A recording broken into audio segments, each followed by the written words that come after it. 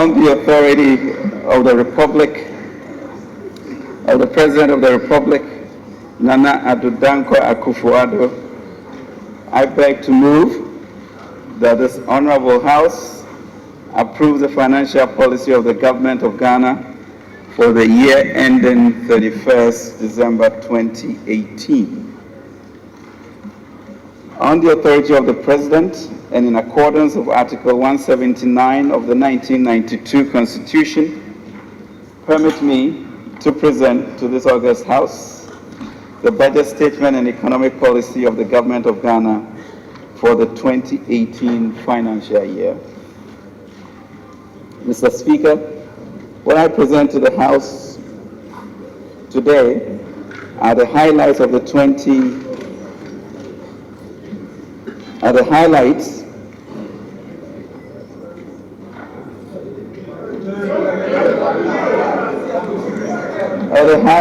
the budget statement and economic policy of government for the year 2018. I respectfully request the Hansard Department to capture the full document. I also do submit to this august House the 2017 annual report on the petroleum funds in accordance with Section 48 of the Petroleum Revenue Management Act 2011, Act 815, as amended.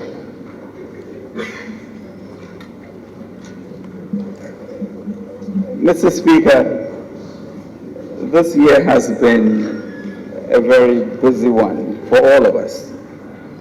This is the third budget we are presenting in the year. The first one was in March, the second, the media performance review, and now we are presenting the 2018 budget. During this period, we have had the cooperation of this House in passing a number of bills in our determination to put the economy back on a sound footing. On behalf of the President, I wish to thank this august House for all their support. Mr. Speaker, in March, when I presented the Asempa budget,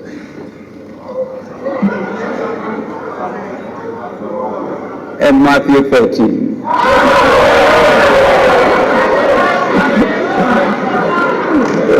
I indicated to this House our commitment to take deliberate strategic steps with the required discipline to fix the economy.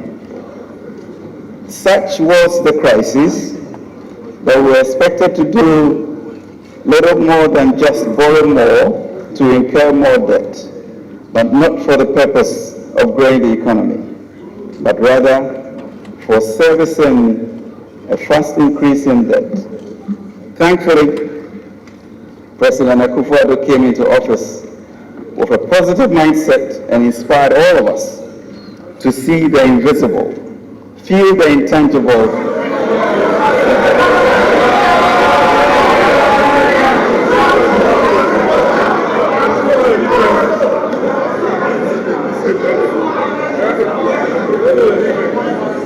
So President Akufo-Addo, with a positive mindset, inspired us all to see the invisible, to feel the intangible, and to achieve the impossible. I'm happy to note that we have turned the economy around.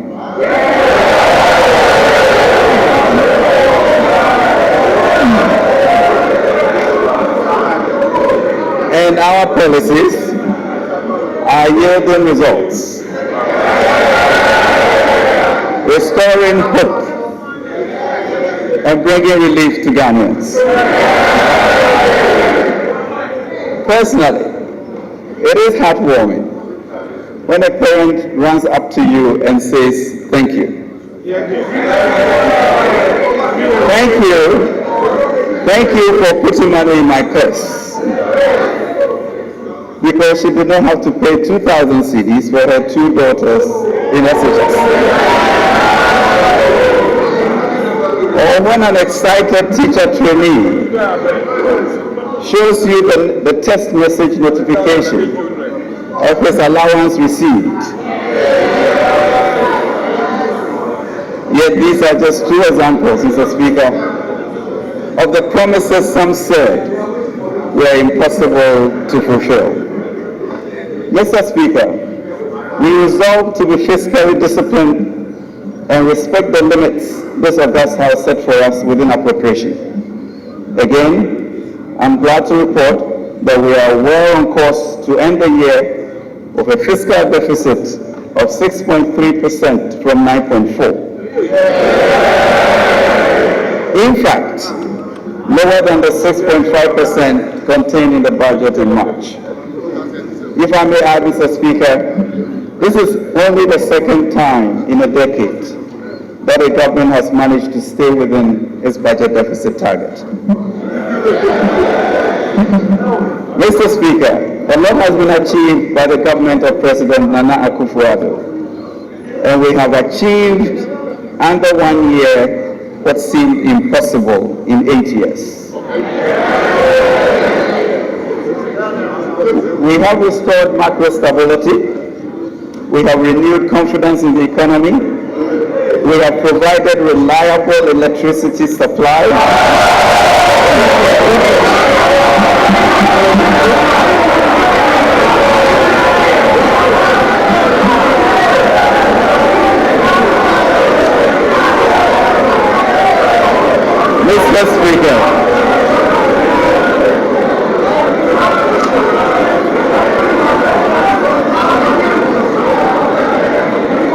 Mr. Speaker,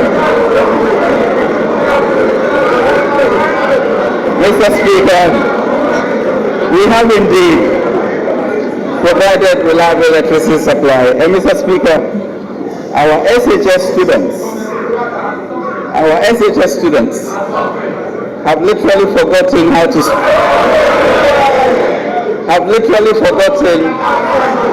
spell Doomsaw, because Doomsaw is dead. We have returned to robust growth with a real GDP growth of 7.8% in the first half of 2017 against 2.7% in 2016. We have reduced inflation, end October inflation of 11.6% from 15.4% end December 2016. We have maintained stability of the cedi against the US dollar. We have brought down the policy rate to 21% from a peak of 26% in 2016. There is more, Mr. Speaker. We have normalized the domestic yield curve, issued the country's maiden 15-year bond in April 2017. We have improved external balances driven by higher export earnings and lower imports. We have improved gross international reserve to 7.2 billion, equivalent to 4.1 months of import cover, the highest, Mr. Speaker, international reserves in the country's history. We have improved primary balance to 0.3% surplus in September 2016 against a deficit of 1.6% in September 2016. We have received positive sovereign rating reviews from international rating agencies, Fitch B stable, Standard & Poor B- positive.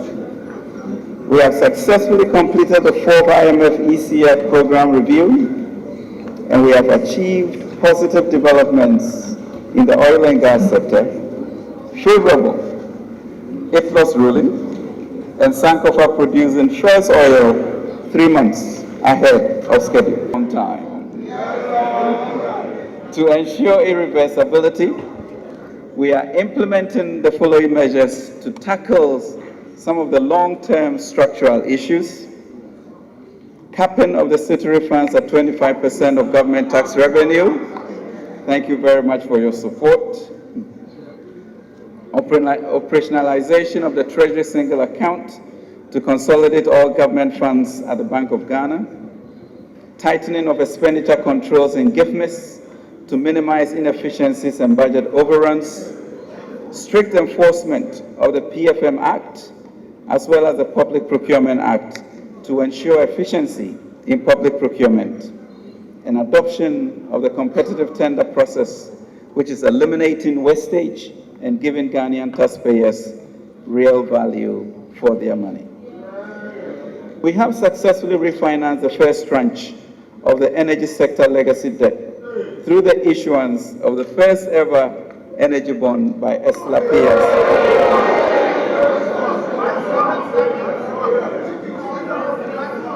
Mr. Speaker, I am pleased to announce that this successfully raised 4.7 billion Ghana cedis, over $1 billion, and is now the highest ever energy bond in Africa. We have also introduced the cash waterfall mechanism to prevent new debt accumulating. Mr. Speaker, I'm proud to report to this august House that after a few months of intense preparation, the Ofori-Atta government has rolled out the destiny-changing free senior high school policy across all public schools.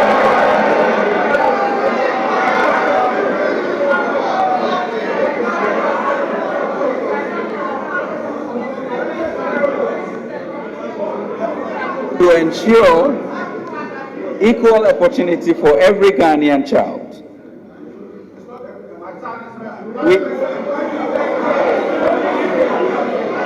Mr. Speaker, we have also rolled out the National Digital Property Addressing System to provide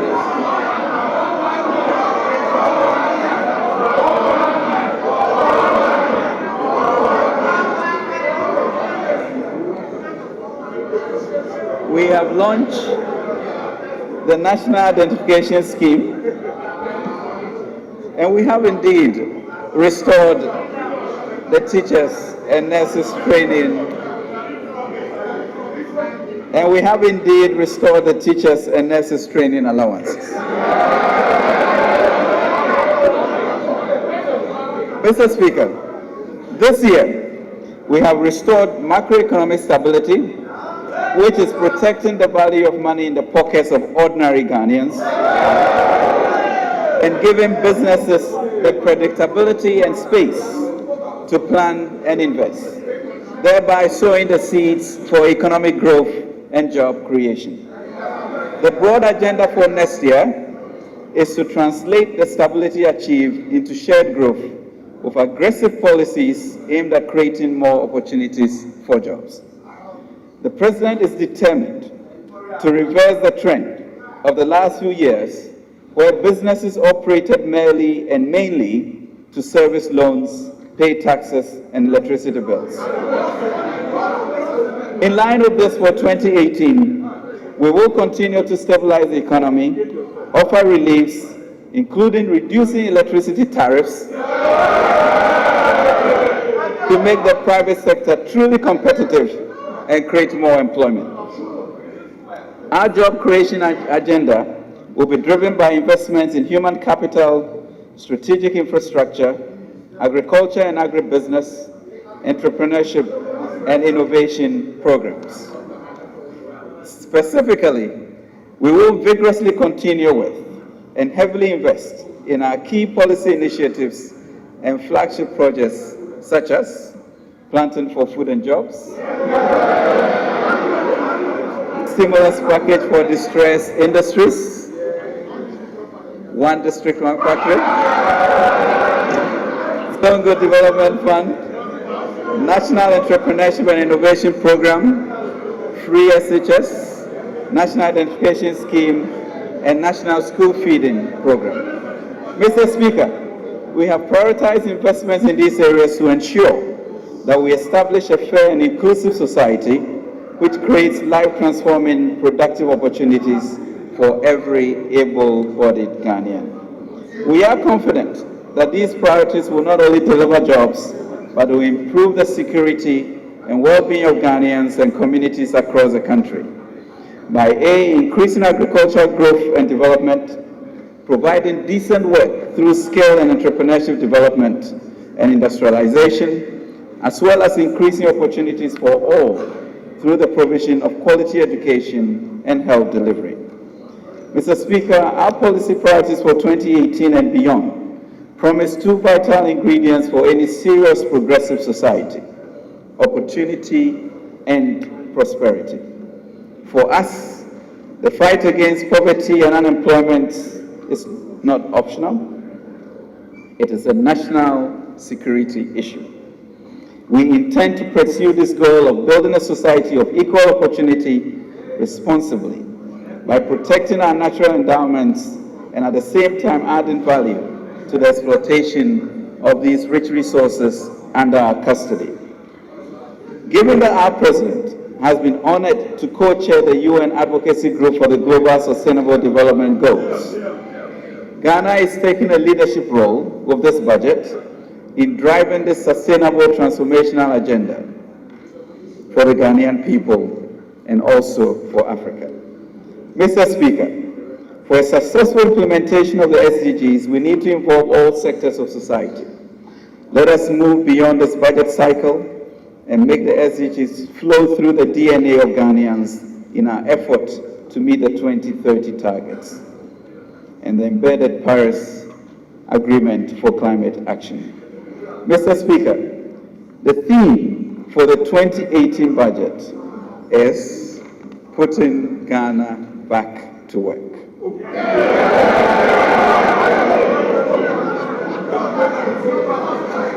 This theme reflects the tools provided in the 2018 budget to energize the entrepreneurial spirit within every Ghanaian. The job of the Akufo-Addo government is to assist our people with the tools and the environment to go out there to work and earn a decent living and improve their lives. On the authority of the Republic, of the President of the Republic, Nana Addo Dankwa Akufo-Addo, I beg to move that this Honorable House approve the financial policy of the Government of Ghana for the year ending 31st December 2018. On the authority of the President and in accordance with Article 179 of the 1992 Constitution, permit me to present to this august House the budget statement and economic policy of the Government of Ghana for the 2018 financial year. Mr. Speaker, what I present to the House today are the highlights of the highlights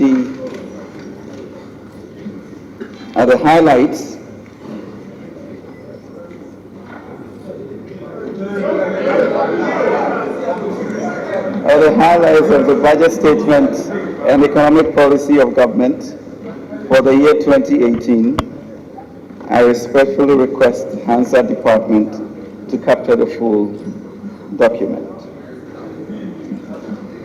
I also do submit to this august House the 2017 annual report on the petroleum funds in accordance with Section 48 of the Petroleum Revenue Management Act 2011, Act 815, as amended.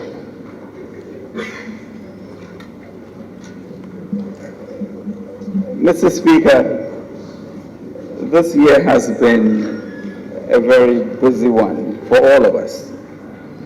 This is the third budget we are presenting in the year.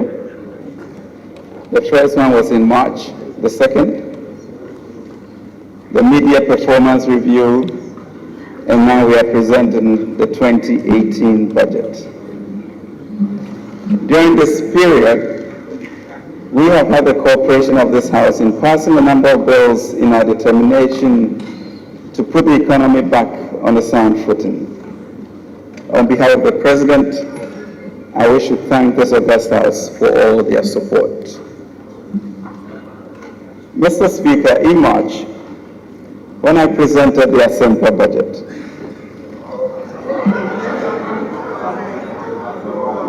and Matthew 13,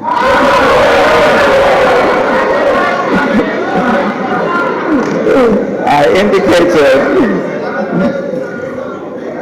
indicated to this House our commitment to take deliberate strategic steps with the required discipline to fix the economy. Such was the crisis that we were expected to do little more than just borrow more to incur more debt, but not for the purpose of growing the economy, but rather for servicing a fast increase in debt. Thankfully, President Akufo-Addo came into office with a positive mindset and inspired all of us to see the invisible, feel the intangible,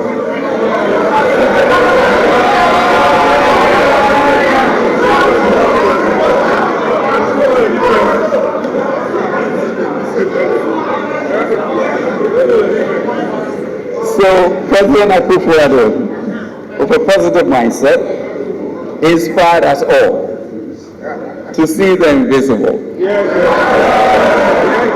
to feel the intangible, and to achieve the impossible.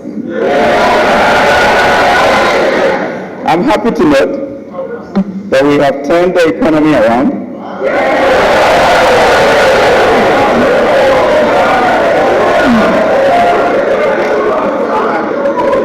And our policies are yielding results, restoring hope and bringing relief to Ghanaians. Personally, it is heartwarming when a parent runs up to you and says, "Thank you. Thank you for putting money in my purse." Because she did not have to pay 2,000 cedis for her two daughters in SHS. Or when an excited teacher trainee shows you the text message notification of his allowance received. Yet these are just two examples, Mr. Speaker, of the promises some said were impossible to fulfill. Mr. Speaker, we resolve to be fiscally disciplined and respect the limits this August House set for us within appropriation. Again, I'm glad to report that we are well on course to end the year with a fiscal deficit of 6.3% from 9.4%. In fact, lower than the 6.5% contained in the budget in March. If I may add, Mr. Speaker, this is only the second time in a decade that a government has managed to stay within its budget deficit target. Mr. Speaker, a lot has been achieved by the government of President Nana Akufo-Addo, and we have achieved under 1 year what seemed impossible in 8 years. We have restored macro stability. We have renewed confidence in the economy. We have provided reliable electricity supply.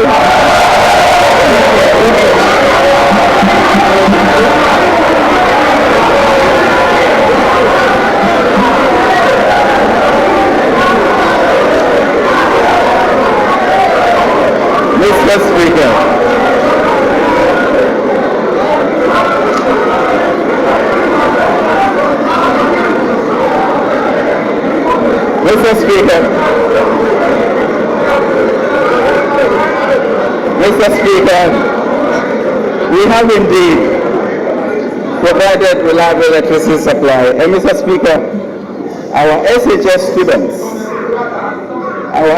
students have literally forgotten how to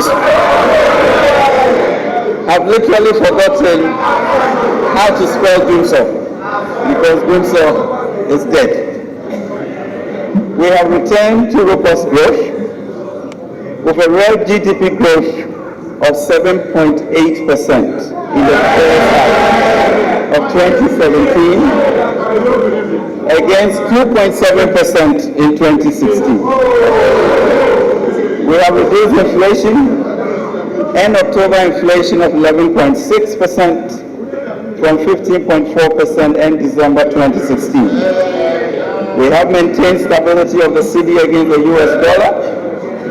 We have brought down the policy rate to 21% from a peak of 26% in 2016. There is more, Mr. Speaker. We have normalized the domestic yield curve, issued the country's maiden 15-year bond in April 2017. We have improved external balances driven by higher export earnings and lower imports. We have improved gross international reserve to 7.2 billion, equivalent to 4.1 months of import cover, the highest, Mr. Speaker, international reserves in the country's history. We have improved primary balance to 0.3% surplus in September 2016 against a deficit of 1.6% in September 2016. We have received positive sovereign rating reviews from international rating agencies, Fitch, B stable, Standard & Poor, B- positive. We have successfully completed the fourth IMF ECF program review, and we have achieved positive developments in the oil and gas sector, favorable IFLOS ruling, and Sankofa producing first oil 3 months ahead of schedule.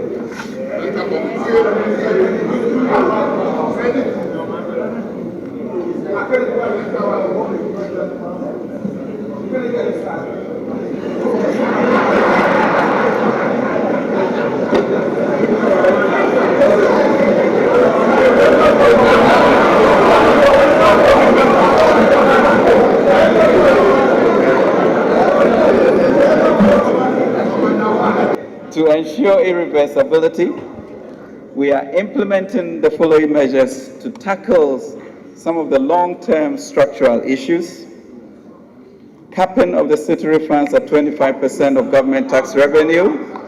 Thank you very much for your support. Operationalization of the Treasury single account to consolidate all government funds at the Bank of Ghana. Tightening of expenditure controls in GIFMIS to minimize inefficiencies and budget overruns. Strict enforcement of the PFM Act as well as the Public Procurement Act to ensure efficiency in public procurement. And adoption of the competitive tender process, which is eliminating wastage and giving Ghanaian taxpayers real value for their money. We have successfully refinanced the first tranche of the energy sector legacy debt through the issuance of the first ever energy bond by Esla PLC.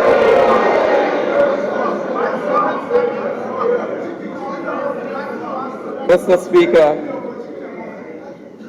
Speaker, I am pleased to announce that this successfully raised 4.7 billion Ghana cedis, over $1 billion, and is now the highest ever energy bond in Africa. We have also introduced the cash waterfall mechanism to prevent new debt accumulating. Mr. Speaker, I'm proud to report to this August House that after a few months of intense preparation, the Akufo-Addo government has rolled out the destiny-changing free senior high school policy across all public schools.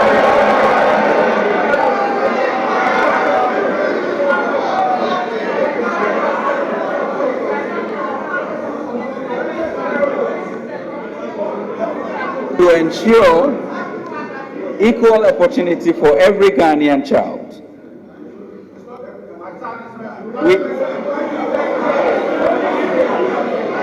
Mr. Speaker, we have also rolled out the National Digital Property Addressing System to provide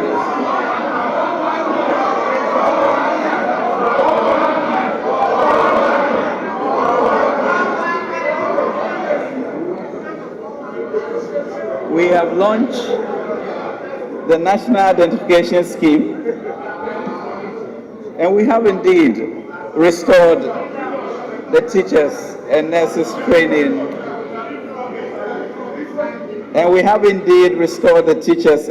training, allowances. Mr. Speaker, this year we have restored macroeconomic stability, which is protecting the value of money in the pockets of ordinary Ghanaians and giving businesses the predictability and space to plan and invest, thereby sowing the seeds for economic growth and job creation. The broad agenda for next year is to translate the stability achieved into shared growth with aggressive policies aimed at creating more opportunities for jobs. The President is determined to reverse the trend of the last few years where businesses operated merely and mainly to service loans, pay taxes, and electricity bills. In line with this, for 2018, we will continue to stabilize the economy, offer reliefs, including reducing electricity tariffs, to make the private sector truly competitive and create more employment. Our job creation agenda will be driven by investments in human capital, strategic infrastructure, agriculture and agribusiness, entrepreneurship, and innovation programs. Specifically, we will vigorously continue with and heavily invest in our key policy initiatives and flagship projects such as Planting for Food and Jobs, stimulus package for distressed industries, One District, One Factory, Stone Good Development Fund, National Entrepreneurship and Innovation Program, Free SHS, National Identification Scheme, and National School Feeding Program. Mr. Speaker, we have prioritized investments in these areas to ensure that we establish a fair and inclusive society which creates life-transforming productive opportunities for every able-bodied Ghanaian. We are confident that these priorities will not only deliver jobs, but will improve the security and well-being of Ghanaians and communities across the country. By increasing agricultural growth and development, providing decent work through skill and entrepreneurship development and industrialization, as well as increasing opportunities for all through the provision of quality education and health delivery. Mr. Speaker, our policy priorities for 2018 and beyond promise two vital ingredients for any serious progressive society: opportunity and prosperity. For us, the fight against poverty and unemployment is not optional. It is a national security issue. We intend to pursue this goal of building a society of equal opportunity responsibly by protecting our natural endowments and at the same time adding value to the exploitation of these rich resources under our custody. Given that our President has been honored to co-chair the UN Advocacy Group for the Global Sustainable Development Goals, Ghana is taking a leadership role with this budget in driving this sustainable transformational agenda for the Ghanaian people and also for Africa. Mr. Speaker, for a successful implementation of the SDGs, we need to involve all sectors of society. Let us move beyond this budget cycle and make the SDGs flow through the DNA of Ghanaians in our effort to meet the 2030 targets and the embedded Paris Agreement for climate action. Mr. Speaker, the theme for the 2018 budget is putting Ghana back to work.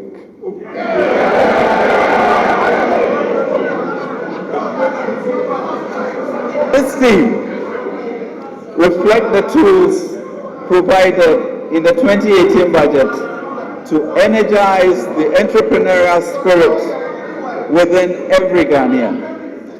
The job of the Akufo-Addo government is to assist our people with the tools and the environment to go out there to work, and earn a decent living and improve their lives.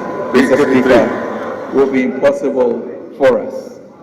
We must come together in a new partnership of our faith-based institutions, civil society, businesses, and government to create a powerful locomotive for transformation so that our President's coordinated program of economic and social development policies will create, as the President states, an optimistic, self-confident, and prosperous nation through the creative exploitation of our human and natural resources, and operating within a democratic, open, and fair society in which mutual trusts and economic opportunities exist for all. Mr. Speaker, I believe that the budget should not simply be a statement to share the national cake between different groups, but it should capture how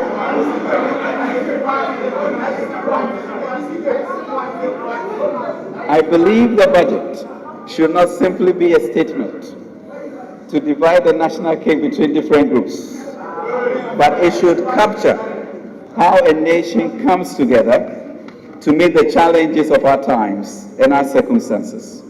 We should understand our shared sociology and values in order to discover a modern view of our Ghanaian citizenship. Mr. Speaker, in August 1950, J.B. Dankwa said,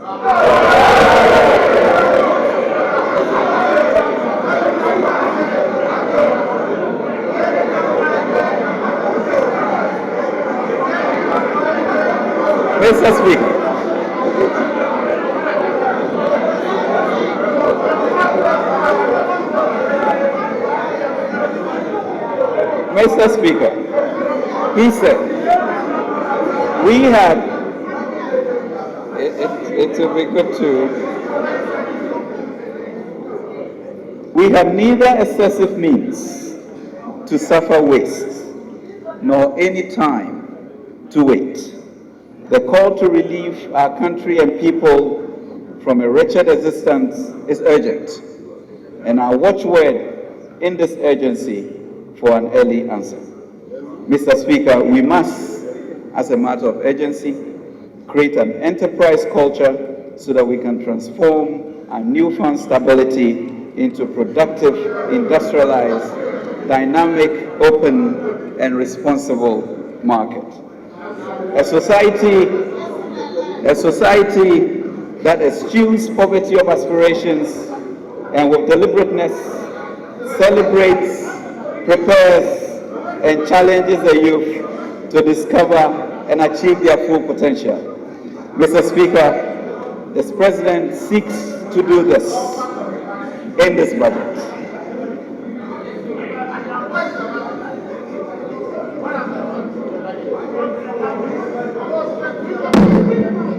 Mr. Speaker,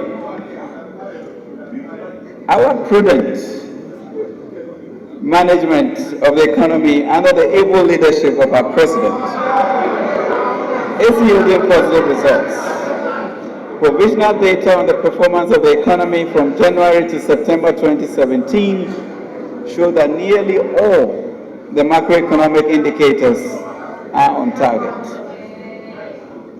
Please permit me to provide a summary of these performances. Mr. Speaker, we are returning to a robust growth after 2016 recorded the lowest growth performance in almost 2 decades. The real GDP growth for 2017 is provisionally estimated at 7.9%, of non-oil growth 4.8%. This compares extremely favorably with a real growth target of 6.3% and a 2016 outturn of 3.7%. At the sectorial level, the industry sector recovered from a negative growth of 0.5% and is expected to grow by 17.7% in 2017 due to increased production in upstream oil and gas. Growth in the agriculture subsector is expected to be broad-based despite the initial alarm associated with the army worm invasion. The services sector remains the dominant sector of an estimated share of 55.9%. Inflation. Mr. Speaker, inflation continued to decline in 2017, mainly on account of exchange rate stability, tight monetary policy, and fiscal consolidation. Inflation declined from 15.4% in December to 11.6% in October. Monetary aggregates. Mr. Speaker, broad money supply grew by 20% in September 2017 on account of growth in the net foreign assets at the Bank of Ghana. This compares with a growth of 22.3% in 2016. Total credit to the private sector and public institutions recorded a growth of 16.8% in September 2017, of which the private sector accounted for 87.9%. Interest rates. Mr. Speaker, interest rates in 2017 continued to decline in response to the gradual improvement in the macroeconomic fundamentals, easing inflation and exchange rate stability. The monetary policy rate was reduced in January 2017 to 21% in July 2017. Similarly, money market rates broadly declined. The average lending rates of banks, however, marginally responded to the downward revision in the BOJ's policy rates and eased to 28.9% in September 2017 from 31.7% in December 2016. Mr. Speaker, the cedi remained relatively stable against the major currencies on account of improved liquidity in the foreign exchange market. As of October 2017, the Ghana cedi accumulatively depreciated by around 4% against the US dollar. Mr. Speaker, the balance of payments recorded a surplus of $379.3 million for the first 3 quarters of 2017, compared with a deficit of $1.3 billion in 2016. This improvement was mainly driven by higher export earnings and private transfers. The gross international reserves as at end October 2017, as I mentioned, stood at $7.2 billion, equivalent to 4.1 months of import cover. This compares to $4.8 billion last year, or 2.5 months of import cover for the same period last year. Mr. Speaker, the thrust of fiscal policy for the 2017 budget was to restore confidence in the economy, ensure fiscal and debt sustainability, and promote overall macroeconomic stability through a number of bold initiatives. Preliminary data for September 2017 indicate that fiscal outturn was broadly in line with expectations despite revenue shortfalls. Total revenue and grants for the period fell short of target by 9.3%, an actual of $28.4 billion against a target of $31.3 billion.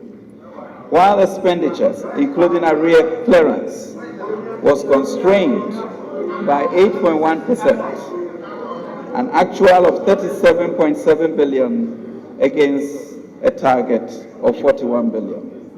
This resulted, Mr. Speaker, in an overall fiscal deficit on cash basis of 4.6% of GDP against a target of 4.8% of GDP. Mr. Speaker, reasons behind the lower than anticipated revenue performance was mainly due to delays in implementation of tax compliance and administrative measures, as well as slow real GDP growth in the non-oil sectors of the economy, particularly the services sector. The real truth,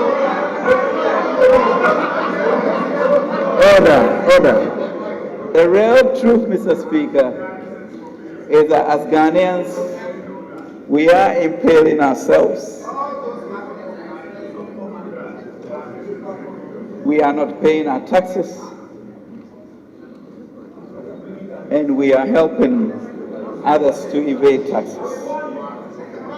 Mr. Speaker, despite the revenue shortfalls, it is encouraging to note that the outturn for the period represents an annual growth of 16.2% compared to 4.1% during the same period in 2016. Mr. Speaker, we manage expenditures were generally controlled to minimize overruns due to the strict usage of GIFMIS, as well as the implementation of quarterly cash allotments to MDAs. We are also seeing a new commitment in public procurements to protect the public purse.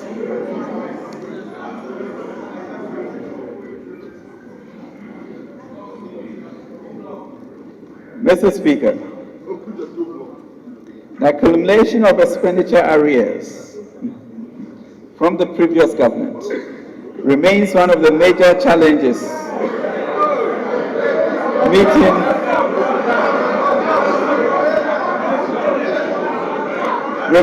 Mr. Speaker, one of the major challenges to meet the fiscal objectives of government and the successful implementation of the budget.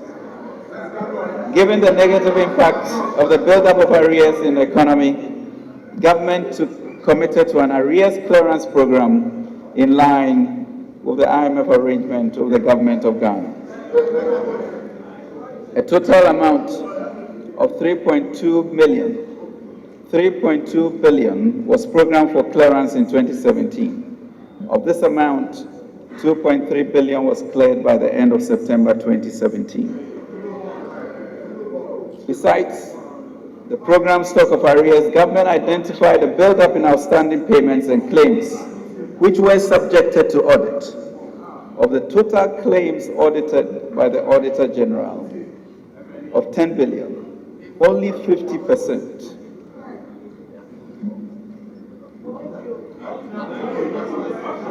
Only 50% of the 10 billion were acknowledged. This, Mr.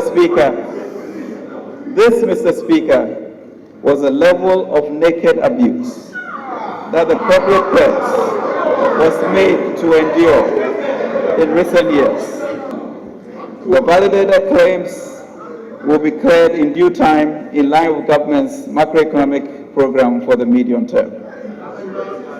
Mr. Speaker, as at end September 2017, GMPC had lifted 6 parcels of crude oil on behalf of the state and transported a total of 20,545 scarps of gas to GMGC, Ghana Gas.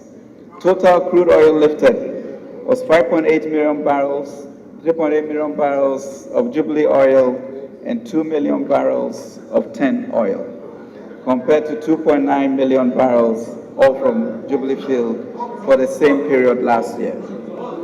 Receipts from crude oil liftings for the period up to September 2017 accrued from the 35th lifted in December 2016 to the 38th Jubilee liftings, and first also lifted in December 2016 to third 10 liftings, amounting to $339.3 million US.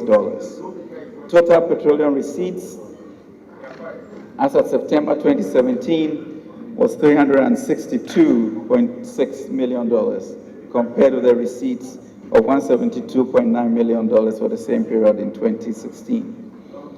Mr. Speaker, on the debt stock, I'd like to recall that one of the challenging economic situations that our government inherited was a ballooning debt stock, which placed an undue burden on the 2017 budget. Indeed, Ghana's debt to GDP ratio had increased from 32% in 2008 to 73% by the end of 2016. This situation resulted in an increase in interest burden, with interest payments alone consuming 45% of tax revenue and 6.8% of GDP. We'll get to that. Our government, through prudent management of the economy, reduction in the fiscal deficit, and a policy of debt reprofiling, has successfully reduced Ghana's debt burden. The debt to GDP ratio has declined from 73% at end December 2016 to 68.3% at the end of September 2017.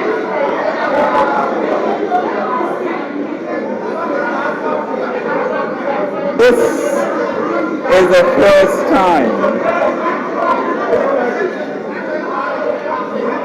Mr. Speaker, this is the first time since 2006 that Ghana has witnessed a year-on-year reduction in the debt-to-GDP ratio.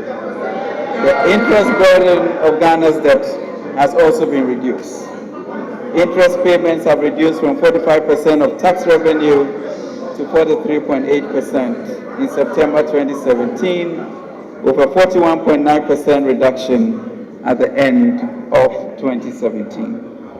Mr. Speaker, it's important to note that the annual average rate of debt accumulation of 36% over the last 4 years has declined over the last 9 months from 36 average rate increase to 13.6%. This, Mr. Speaker, again, is the lowest annual public debt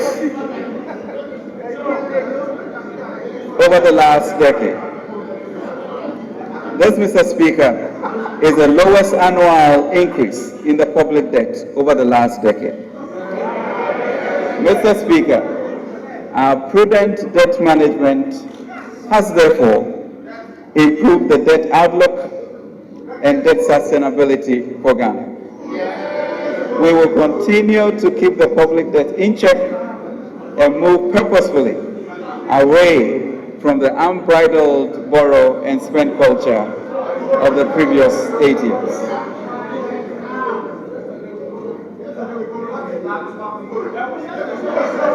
Mr. Speaker,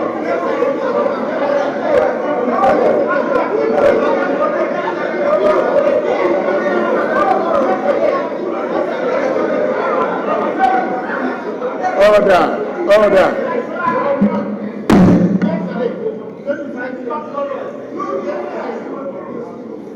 Mr. Speaker,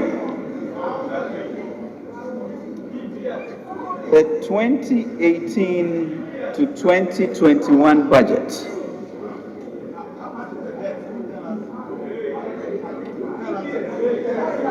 is informed by the President's Coordinated Program for Economic and Social Development Policies, which aims at creating a conducive environment for the private sector to thrive, propel growth, and create employment opportunities, especially for the youth. In this regard, government's policy objectives for the medium term will aim at stabilizing the economy and setting it on a path of sustained, diversified, and resilient growth. Optimizing the key sources of growth in the economy on a sustainable basis, enhancing a competitive and enabling business environment for private sector-led growth, formalizing the informal sector, building a strong and resilient economy able to withstand internal and external shocks, promoting agro-industrial enterprises as the basis for the One District, One Factory initiative, and creating entrepreneurial and employment opportunities, especially for the youth.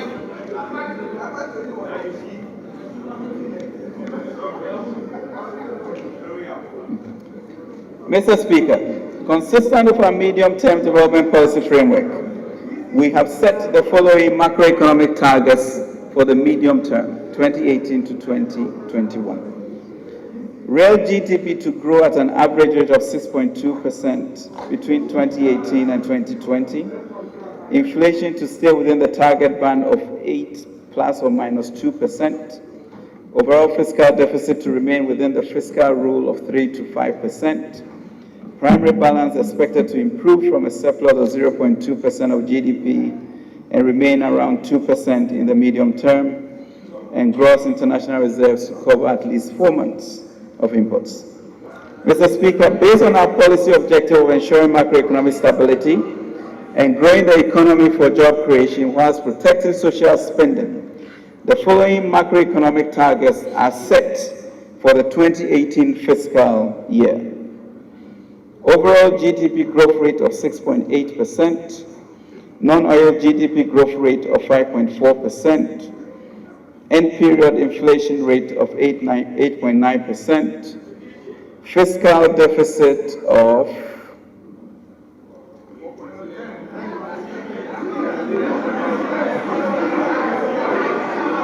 not 3.8%, fiscal deficit of 4.5%.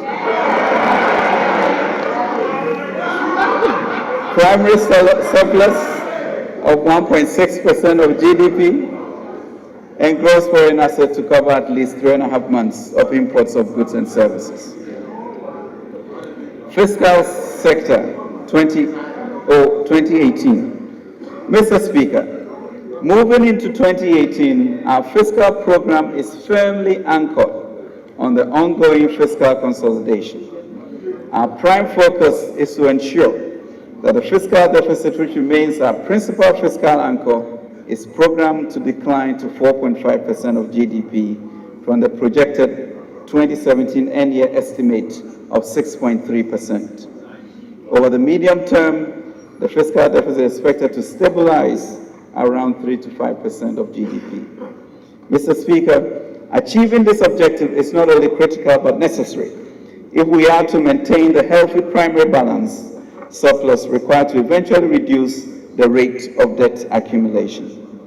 However, some critical issues must be addressed in the process. Domestically, we are faced with rising expenditures over the short to medium term as we invest more in programs that will stimulate economic growth and generate jobs.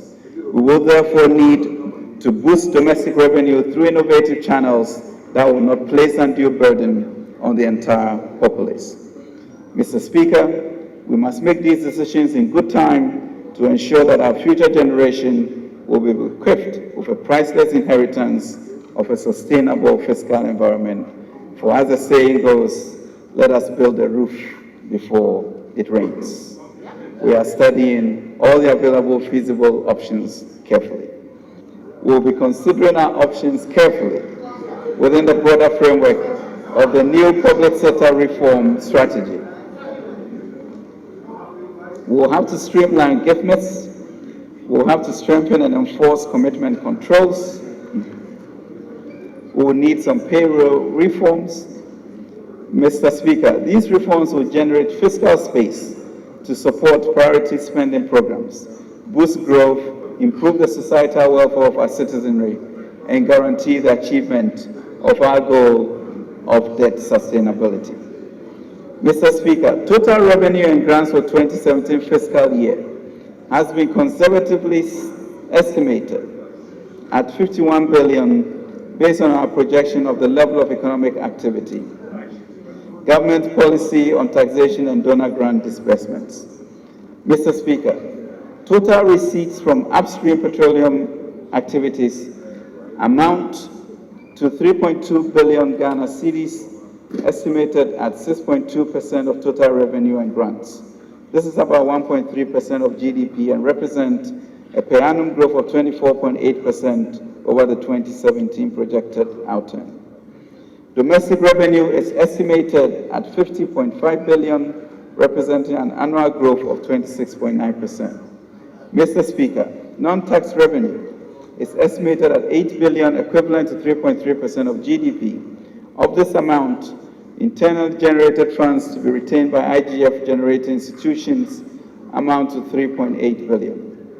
Mr. Speaker, revenue inflows from the energy sector levies, specifically the Energy Debt Recovery Levy and the Price Stabilization Levy, is estimated at 2.1 billion. These inflows are reported for transparency purposes and are not intended for budget utilization. Mr. Speaker, grants from development partners mainly in support of projects are estimated at 586.8 million, equivalent to 0.2% of GDP. We do not expect to receive any program grants. Mr. Speaker, it's important to note that as a lower middle income country, these donor resources will seize of time, emphasizing the urgent need to boost domestic revenue mobilization. Mr. Speaker, total expenditure, including provision made for the clearance of arrears, is estimated at 62 billion. equivalent to 25.7% of GDP. The estimated expenditure for the year represents an annual growth of 14.5%. Mr. Speaker, compensation of employees, which continues to represent the single largest item of government expenditure, is estimated at 19.6 billion, 8.1% of GDP. Of this amount, 16.8 billion, Mr. Speaker, equivalent to 6.9% of GDP, has been provisioned for wages and salaries alone. Expenditure on goods and services is estimated at 3.5 billion, representing 1.5% of GDP. The annual growth of 66.9% reflects a full provision made to cater for the government's priority programs, including the Flagship free SHS policy, which enters its second year of implementation in 2018.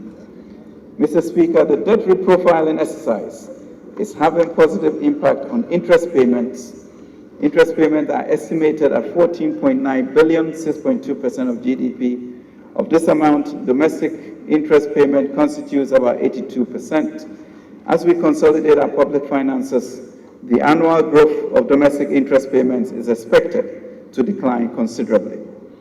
Mr. Speaker, transfers to statutory funds, as well as all other earmarked funds, which are backed by the relevant laws, are estimated at 12.1 billion Ghana cedis. Mr. Speaker, the object of the statutory funds is to provide secure funding to implement critical programs and projects in the relevant sectors. Over the years, these sectors have been exerting a lot of pressure on the limited available resources despite allocations to the statutory funds. In consonance with the PFM Act 2016 Act 921 and Earmark Funds Capping and Realignment Act, the earmark funds will be realigned to national priorities. Mr. Speaker, allocations for development capital expenditure is 6.9 billion. Of this amount, domestically financed capital expenditure is estimated at 3.3 billion, or 1.4% of GDP. This represents an annual growth of about 219%. An amount of 3.6 billion has been budgeted from foreign finance capital expenditure, and this will be funded by a combination of donor project grants and project loans. Overall budget balance and financing for 2018. Mr. Speaker, based on the estimates for total revenue and grants and total expenditures, the 2018 budget will result in an overall budget deficit of 10.9 billion Ghana cedis, equivalent to 4.5% of GDP. Financing of the fiscal deficit will be from domestic and foreign sources. Net foreign financing will amount to about 3 billion, including a euro bond of up to $1 billion, equivalent to 1.2% of GDP. Net domestic financing will constitute about 73% of total financing and includes financing from bank and non-bank sectors. Other domestic sources, such as divestiture proceeds and mineral royalty prepayments. The total NDF is estimated at 8 billion, or 3.3% of GDP. Mr. Speaker, it is worth noting that in 2018, the primary balance, which is an indication of our fiscal effort, will be grown to a larger surplus of about 1.6% of GDP from projected 2017 outturn of 0.2%. This signifies our resolve to breaking the back of a growing public debt from previous years. Mr. Speaker, the projected benchmark crude oil price for 2018 is $57.4 per barrel, with a benchmark output of 53.25 million barrels. Similarly, the gas price for 2018 is projected at 3.94 per million scf, up from 2017 estimate of $3.03. This includes gas prices of Jubilee, 10, as well as Sankofa. The total petroleum revenue for 2018 is estimated at $669.4 million, with benchmark revenue projected at $335.86 million. Mr. Speaker, in line of Section 23(3) of the PRMA, we propose to this August House to cap the Ghana Stabilization Fund at $300 million. The reason for the capping is to use the excess amount over the cap to retire existing debt in line with the law.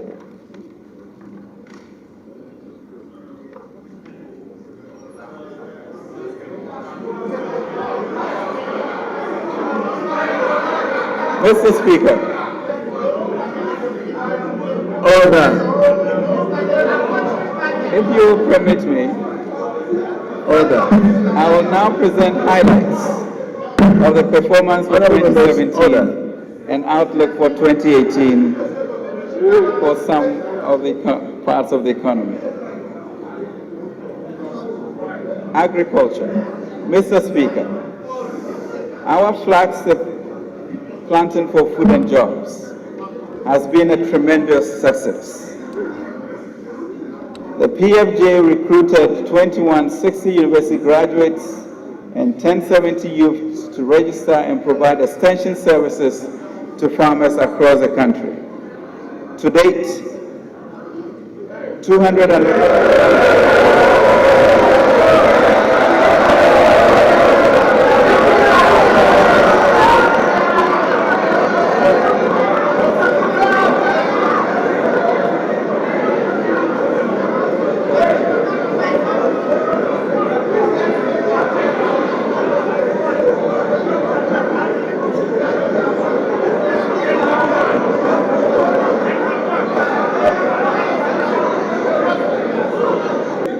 The PFJ recruited 2,160 university graduates and 1,070 youth to register and provide essential services to farmers across the country. To date, 201,000 farmers have been registered. In addition, 121,000 metric tons of subsidized fertilizer and 4,400 metric tons of subsidized seeds and cereal, legumes, and vegetables have been distributed to beneficiary farmers. The program also registers suppliers to distribute farm produce to public institutions across the school feeding program, the free senior high school program, prisons, defense and police, among others, to ensure availability of quality food in a timely manner in these institutions. The National Buffer Stock Company was revitalized to procure, store, and distribute the outputs from the Planting for Food and Jobs and other programs of the ministry. The company, in collaboration with the Agricultural Development Bank, registered 553 licensed buying companies. The invasion of the fall armyworm, Mr. Speaker,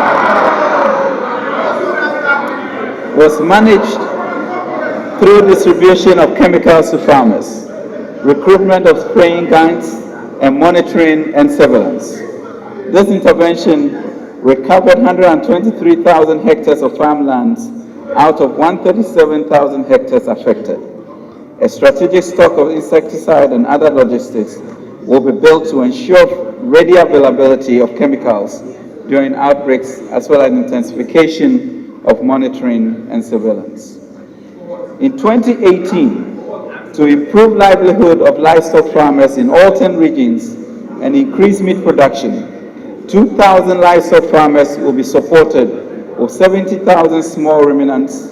The ministry will also support 6 national livestock breeding stations to produce and distribute 200 cross-bred heifers, 1,700 improved pigs, and 100,000 cockerels. To promote agricultural mechanization, 220 tractors and accessories comprising 141 maize shellers and 77 multi-crop threshers were distributed to farmers and service providers. In 2018, the ministry will distribute 200 tractors and marching implements, 1,000 power tillers and walking tractors, 30 tractor-mounted reapers, 10 tractor-drawn rear blade, 10 tractor-mounted slasher, 60 boom and orchard sprayers, 4,000 motorized sprayers, 60 mechanical and pneumatic planters, 50 cereal harvesters, 200 multi-crop threshers, 400 irrigation kits, and 100 greenhouse technology for horticulture production. The ministry, in collaboration with Ghana Irrigation Development Authority, completed a rehabilitation of the Improvement Dam and continued works on Tammany Phase 1 headworks. Sakwe, Zapalsi, Konokli, Uasi, which are at various stages of completion. To facilitate the provision of community-owned and managed small-scale irrigation facilities, especially in northern Ghana, the ministry identified 192 small dams and dugouts in 64 districts for development under the One Village, One Dam initiative beginning in 2018. In addition, 30 pumping schemes and 100 boreholes will be developed and a feasibility study conducted for water transmission lines in northern Ghana. Mr. Speaker, the $1.8 billion syndicated loan used in purchasing 969,000 metric tons of cocoa for the 2016-2017 cocoa season has been repaid. For the 2017-18 season, an amount of $1.3 billion has been raised to purchase a projected crop of 850,000 tons. The average FOB price of cocoa in the past season witnessed a 30% decline from $2,950 to $2,080. This situation compelled other countries to reduce their producer prices of cocoa. Mr. Speaker, the Akufo-Addo government, however, maintained the producer price of cocoa at Ghana cedis 7,600 per ton to minimize the harsh effects this decline in international cocoa price could have on the earnings of hard-working cocoa farmers. This price reflects 88.6% of the net FOB price, a clear demonstration of this government's commitment to enhance the welfare of cocoa farmers. Government will initiate an inducement package to take care of bottlenecks in the customary land tenure system, while government remains committed to improving road infrastructure in cocoa growing areas. There's a value for money audit to ensure that taxpayers' monies are used judiciously and efficiently. Cocoa Board, Mr. Speaker, over the past 3 years, awarded road contracts to an incredible amount of 5.1 billion Ghana cedis.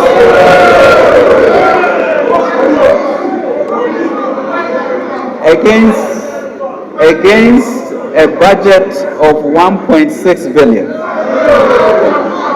resulting in excess expenditure of over 3.5 billion Ghana cedis.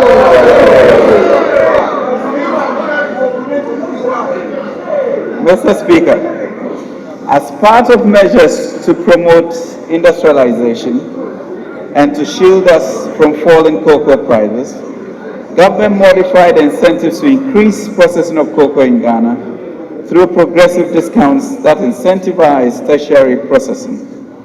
Thus, Mr. Speaker, raising value addition to cocoa and creating jobs.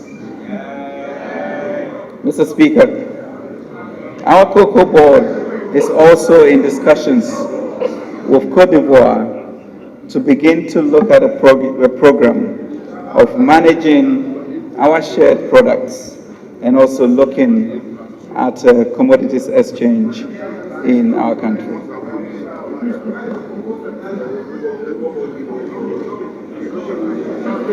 Mr. Speaker, the education sector. The education sector strategy will be guided by Global Education 2030 agenda and targets, defined by Sustainable Development Goal 4, to ensure inclusive and equitable quality education for all and promote lifelong learning. The broad sector policy thrust for education is sustainable and efficient management of education service delivery will focus on teacher development and accountability, improve quality of teaching and learning at all levels, inclusive and equitable access to at all levels, skills development and training for employability through quality TVET, and strengthen mathematics, science, ICT, and technology education. Basic education curriculum reforms. To improve the quality of basic education and equip the Ghanaian child with basic literacy, numeracy, and critical thinking skills, the Ministry of Education commenced the process for the review of the basic level curriculum to emphasize the 4 R's of reading, writing, arithmetic, and creativity. In 2018, the Ministry will complete the curriculum reforms and define national pupil standards in literacy, numeracy, and creativity. In addition, the Common National Assessment System will be implemented to measure pupil achievements against set benchmarks. In accordance with the Education Act 778, government is implementing measures to ensure continuous professional development of teachers through registration and licensing of teachers under the pre-tertiary Teacher Professional Development and Management Scheme. The pre-tertiary bill approved by Cabinet proposes the devolution of the management of basic schools to the assemblies and management of senior high schools at Ghana Education Service and Ministry of Education headquarters. In 2018, the bill will be laid before Parliament. The number of basic schools, both public and private, increased at all levels. KGs increased by 5.4%, primary 5.4%, and junior high school 7% between 2015 and 2016, and 2016 and 2017 academic years. Capitation grant. In fulfillment of government's promise to make basic education free and ensure participation by all, the capitation grant was increased by 100% from 4 cedis 50 pesos per capita to 9 cedis in 2017. Mr. Speaker, it is worth stressing that this increase by the Akufo-Addo government was the first ever increase in the capitation grant since 2009. Meaning, in all the 8 years that our dear friends, our social democrats, were in office, I'm happy to further announce that there will be a further increase to 10 cedis in 2018 under this government. BEC subsidy. Government absorbed 70% of the 2017 BEC registration fees as subsidies for all registered candidates in both public and private JHS. In 2018, government will absorb 100% BEC registration fees for registered candidates from public junior high schools.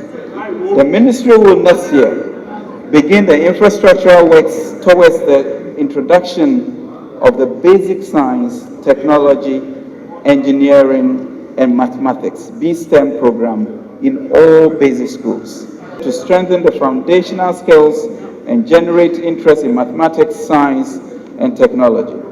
This will involve the provision of equipment to over 38,000 public basic schools, training over 38,000 basic school teachers in the delivery of BSTEM, and the establishment of 10 well-equipped regional BSTEM centers. TVET reforms to the alignment of public TVET institutions under the Ministry of Education will continue in 2018. The reforms will include developing of occupational standards, training of facilitators and assessors, and strengthening competency-based training. Teacher training allowance. Government restored the teacher training allowance covering over 49,000 teacher trainees from 41 public colleges of education for 2017-2018. In addition, funds were released for the payment of outstanding feeding grants to all public colleges of education for the 2015 and 2017 academic year. In the 2018-2019 year, a projected number of over 52,000 teacher trainees will benefit from the allowances.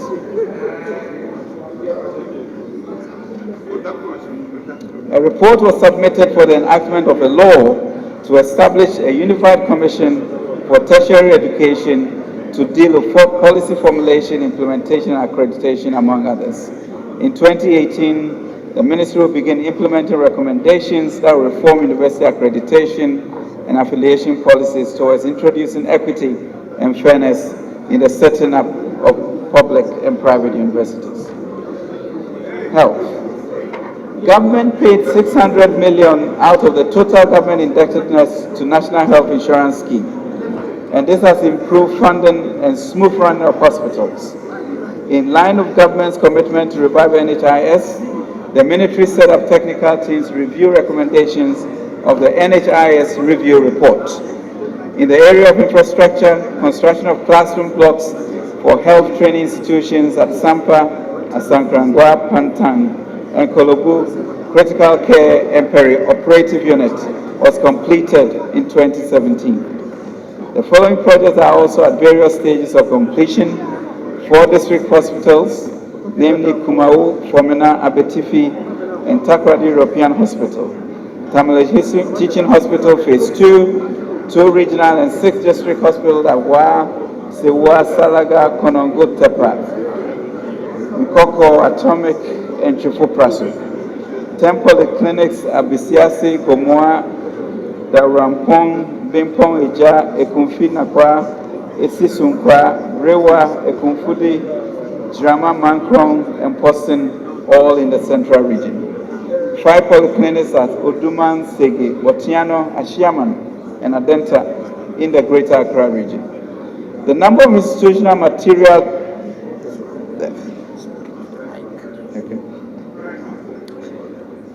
institutional material maternal deaths per 100,000 live births reduced from 167.5 in June 2016 to 149.7 in June 2017.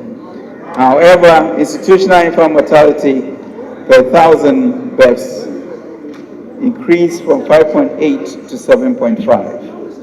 Mr. Speaker, sector challenges affected the purchase of vaccines, resulting in lower than targeted immunization coverage in the first half of 2017.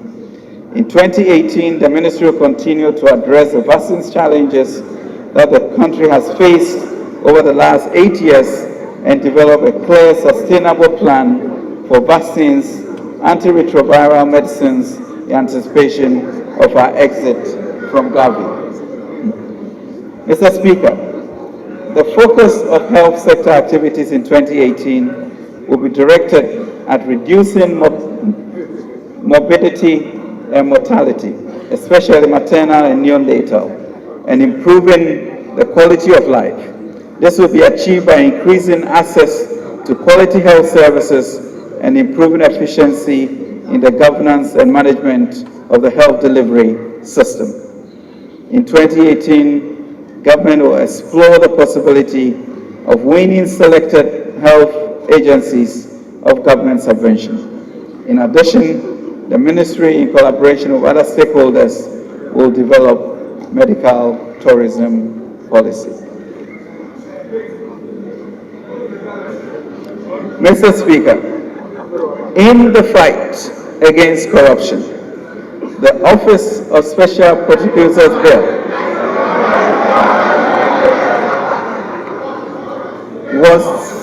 was just yesterday passed by this august House. This is a significant move in the overwhelming national desire to combat corruption. In 2018, the Office of the Attorney General's Department will operationalize the Office of the Special Prosecutor.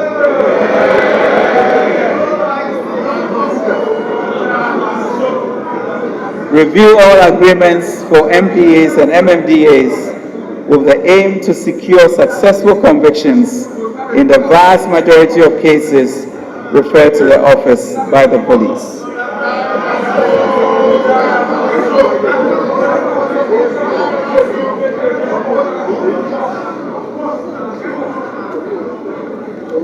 Mr. Speaker, at the heart of our government's vision for Ghana is Ghana Beyond Aid. We are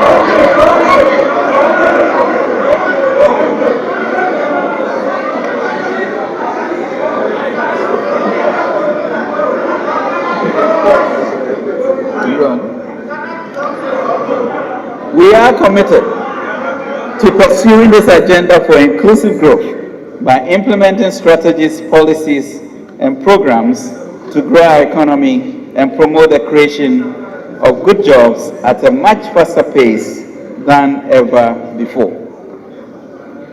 Mr. Speaker, to this end, we envision a Ghana beyond aid, where government and the people of Ghana take full ownership and responsibility for the nation's economic growth and transformation in a new partnership with our development partners. Mr. Speaker, while we greatly appreciate and will continue to welcome assistance from our external development partners, we envisage a new partnership where development assistance is targeted and strategically aligned with our national growth and economic transformation priorities, where domestic resource mobilization is enhanced through higher private savings and higher government revenues raised in a more efficient and equitable manner, where there is resolute efficiency and accountability in the use of all public resources by government, including resources from external partners, where strong support is given to the private sector, both domestic and foreign, to drive economic growth and job creation, and where our engagement with external partners transitions from one based on aid to one increasingly based on trade and strategic political cooperation. Mr. Speaker, we envision a Ghana beyond aid where within a generation, Ghana through rapid and inclusive growth that respects gender equity, safeguards the environment, and mitigates climate risk exposure has attained upper middle income status. This will be a Ghana where each child has the opportunity to graduate from at least a senior secondary school or polytechnic and be equipped with the skills to succeed in the modern workplace.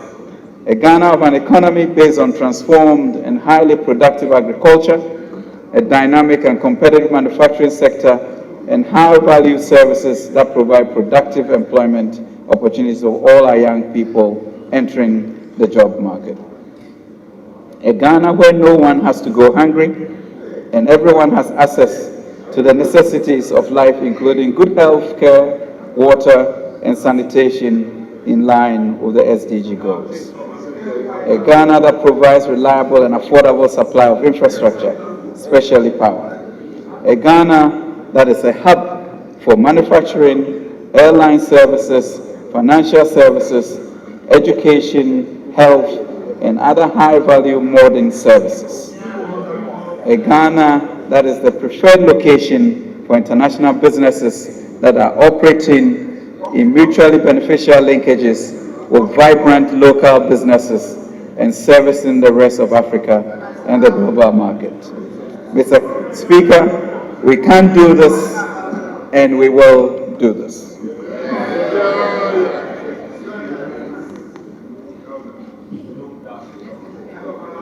Mr. Speaker,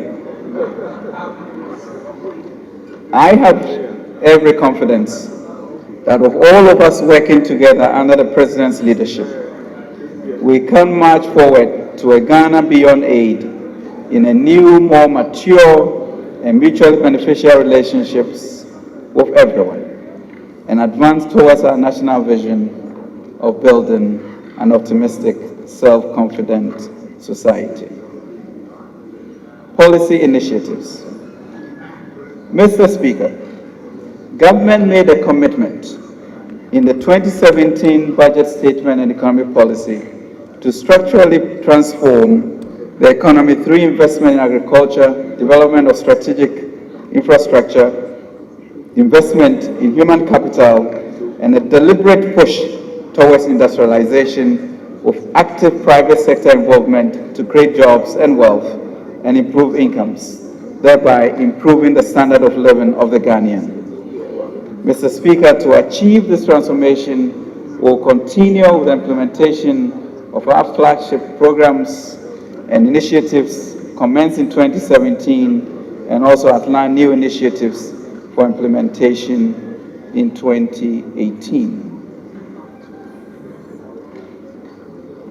Mr. Speaker, government promised in the 2017 budget to remove some taxes to free additional capital for businesses and provide relief to consumers. In line with this, the taxes, as you know, were duly abolished. Mr. Speaker, the 1% special import levy imposed on imported raw materials was effected.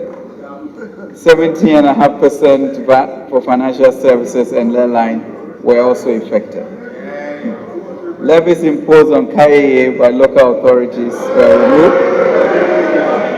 Special petroleum tax reduced from 17.5 to 15. Others include exemption from tax gains from realization of securities listed on the Ghana Stock Exchange for a period of 5 years. The following tax measures were also implemented.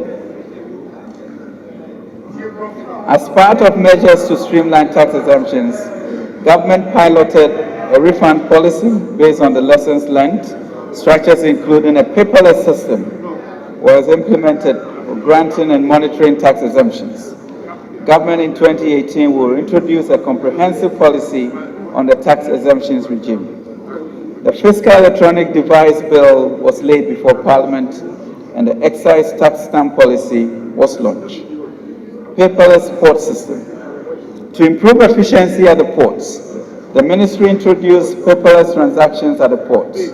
The implementation of the paperless system significantly reduced transaction time from 2 days to 8 hours of compliant transactions, while revenue from the port increased by 35.4%. Mr. Speaker,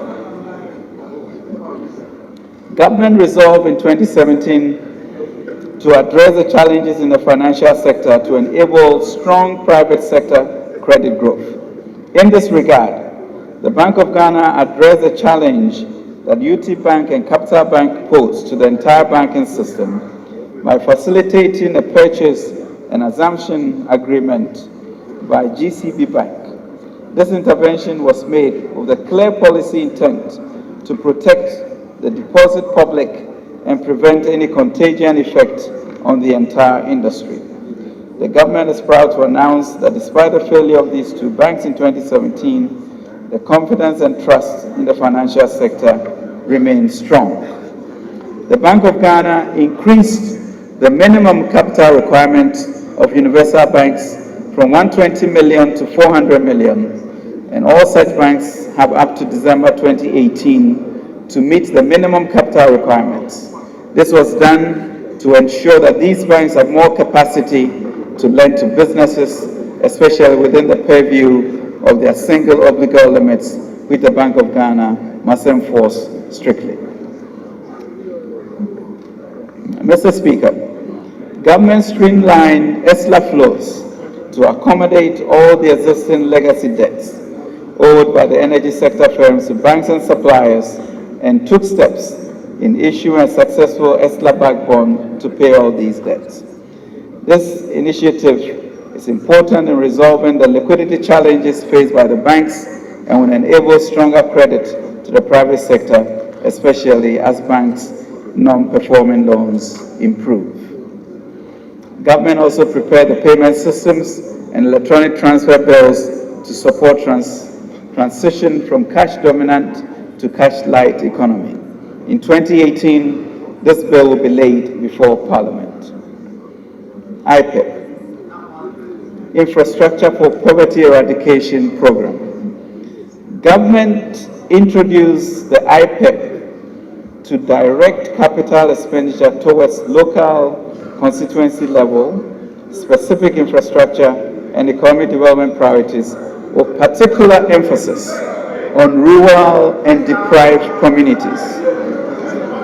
In this regard, the Ministry of Special Development Initiatives was created to provide oversight and strategic direction for the implementation of IPEP.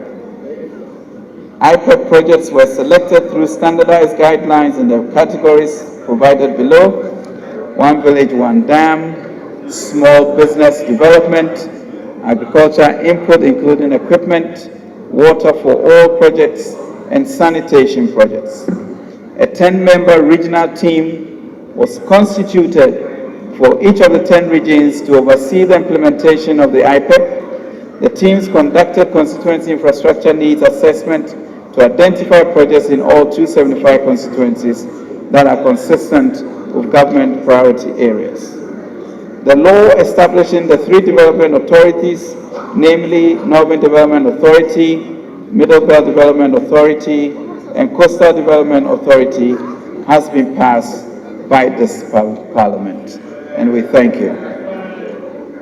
In addition, Parliament also passed a law establishing the Zongo Development Fund, and this has been funded in the 2018 budget. Industrializing Ghana from the ground up. One district, one factory. One district, one factory program was launched by the President on 25th August 2017. The Ministry of Trade and Industry completed technical, financial, and commercial viability analysis of 462 proposals, out of which 191, covering 102 districts, were selected for implementation. It is envisaged that these 191 district enterprise projects will collectively generate over 250,000 direct and indirect jobs. 191 projects have been appraised and selected for implementation. 104 of these companies will be operating in the agribusiness sector, 20 in the meat and poultry sector, 40 in the construction and building materials subsector, and the remaining 27 businesses in the cosmetics and pharmaceutical sectors. The regional breakdown of the companies are 35 in Ashanti, 19 in Brown Hartford, 21 in Central, 34 in Eastern, 28 in Greater Accra, 17 in Northern, 4 in Upper East, 5 in Upper West, 10 in Western, and 18 in Volta. In 2018, government will allocate a minimum of 2 million cedis to each district for the implementation of the 1D1F.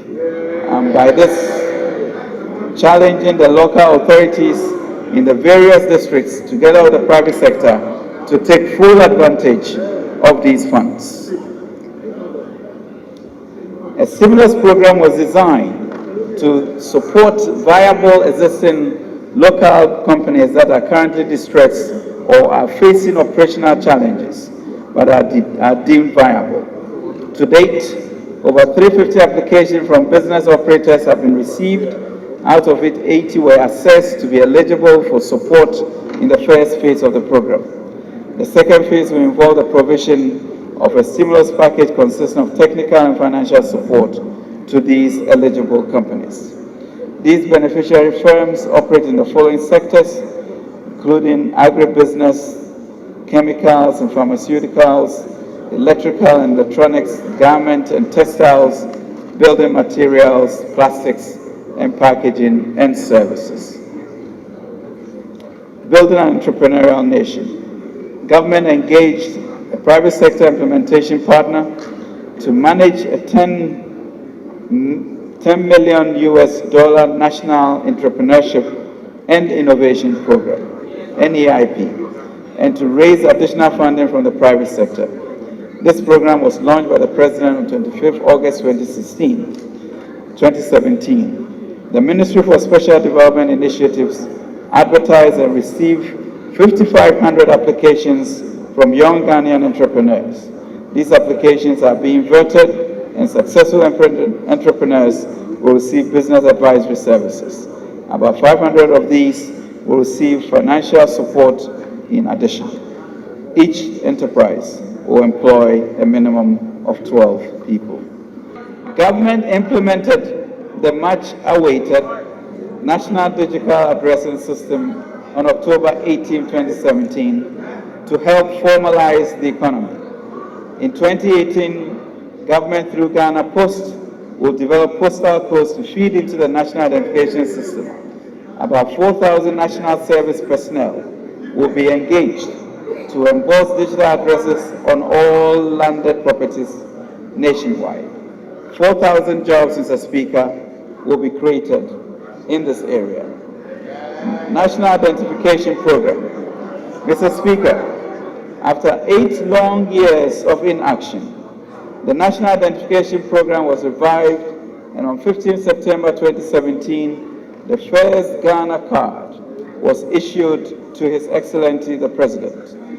The National Identification Authority will commence issuing the Ghana card after the amendment of the National Identification Authority Act 2006, Act 707, and subsequent passage of the relevant legislative instrument. It will be the first ever multi-purpose card issued in Ghana to support government's efforts of formalizing the economy. Care is being taken to ensure coordination with all other related identification initiatives to prevent waste of resources and maximize government's investment.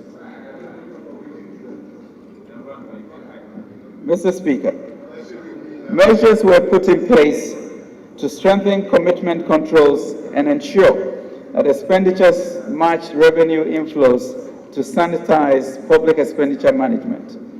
Government is committed to enforcing the PFM Act to this end. Draft regulations to operationalize PFM are being finalized and will be presented to this August House in 2018.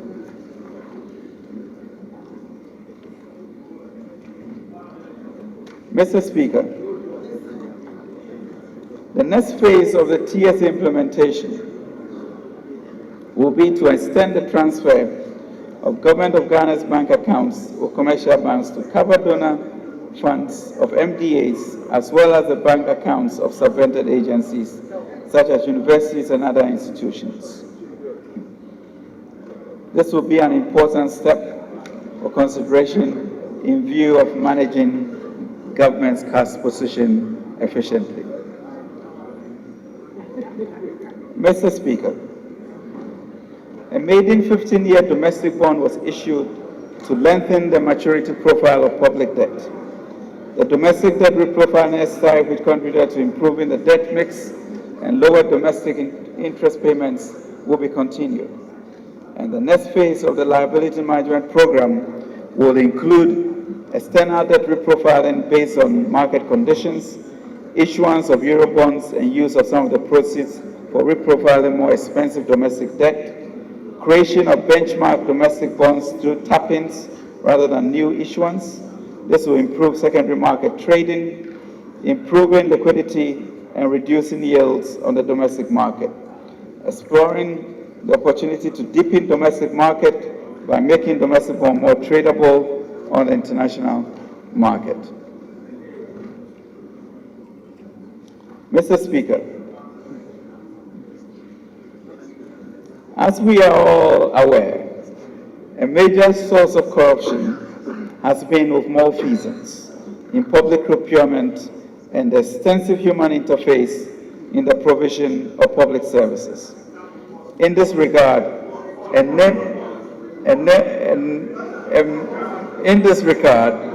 number of major interventions have been undertaken, including but not limited to the following: enhance oversight responsibility for public procurement with appointment of a Minister of State for Public Procurement, the introduction of e-procurement by the Public Procurement Authority, implementation of a paperless system at ports, implementation of smart vehicle registration and driver's license by DVLA, enhanced investigation of corruption in the public service by the Office of the Auditor General, EOCO, National Security, and other state investigative institutions.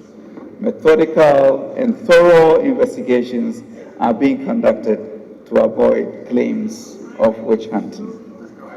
The Office of the Special Prosecutor is getting ready to crack the whip of justice.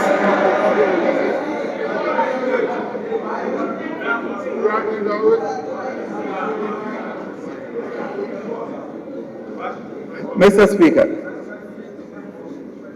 infrastructure development and job creation. Mr. Speaker, The Ofori-Atta program for economic transportation is a three-pronged economic development program that will accelerate investments in agriculture, strategic infrastructure, and industrialization. Under the program, we will modernize agriculture, improve production efficiency, achieve food security, and increase profitability for our farmers. The plan is to invest in the entire agriculture and agribusiness value chain, which will create new businesses and job opportunities in the sector. Mr. Speaker, government will also invest in infrastructure that supports the opening up of the major agricultural zones of the country, in energy and related infrastructure to accelerate the industrialization agenda of government. Significant investments will be made in the road and rail sectors of the economy to facilitate trade and the investment of goods and people.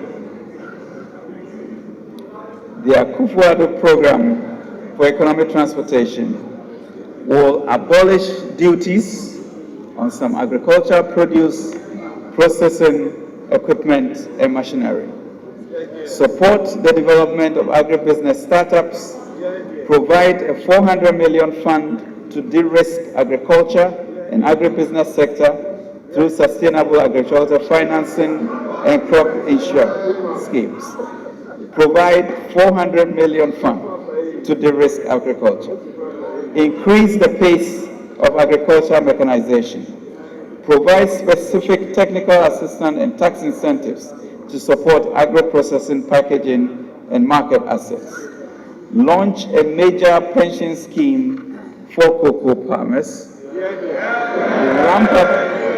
ramp up investments under the Planting for Food and Jobs, develop modern storage facilities through the One District, One Warehouse program, implement a grant funding facility for agribusiness startups, launch the commodities exchange, and open up key food basket loans through road construction and irrigation projects. Over the next 3 years, the following roads and bridges will be constructed. Arian Kwanta Obuase, Ninahen Awiseso, Ninahen Chechere, Asuponi Rails, Ekutuase, Kadoase, Akwase, Kasotia Junction, Wulugu Pasenkuwa, Laura Hantumu, Nandon Hamele, Tamale Karaga, Karaga Pushiagu, Bumburugu, Nalarego, Chefu Praso, Dunkwa Onofen, Nkokwo New Abrim, Ofuase Akemodan, Elubu Asemkro Enchi, Kasekrom Adiambra, Penakrom Futo, Aquakrom Amisano, Avehohoi, Tamale Solaga, Nkwanta Damango, Atabubu Kwame, Dansi, Konfuanoche Kokai, Tamale 0.7 interchange, Swame interchange, PTC interchange, Aboya Bridge, Yape Bridge, Laura Dekwe Bridge, Kumamiswa Bridge, and 99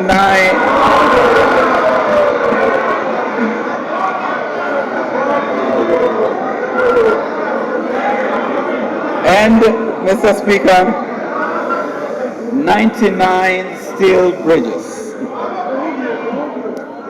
Mr. Speaker, 99 steel bridges. Mr. Speaker, in line with our public investment management policy, we will develop the public investment management reform strategy and action plan and establish a functional public investment management system. In furtherance of this, government will enhance the role of the private sector in the provision of the infrastructure through PPPs A new PPP bill has been prepared and will be submitted to Cabinet for approval, and once passed by Parliament, it will be followed by the relevant regulations. In the interim, government has attracted investor interest in the rail sector. The Western Rail Line Takoradi to Kumasi, the Eastern Rail Line Accra to Kumasi, the Central Rail Line Kumasi to Paga, Accra City Rail, Kumasi City Rail, Hualugu Multipurpose Dam and Solar Hybrid Project, Accra Kumasi Highway, Volta Lake Transportation Project. Mr. Speaker, an integrated bauxite and aluminium development project with aluminium refineries at Ninahin and Chebi.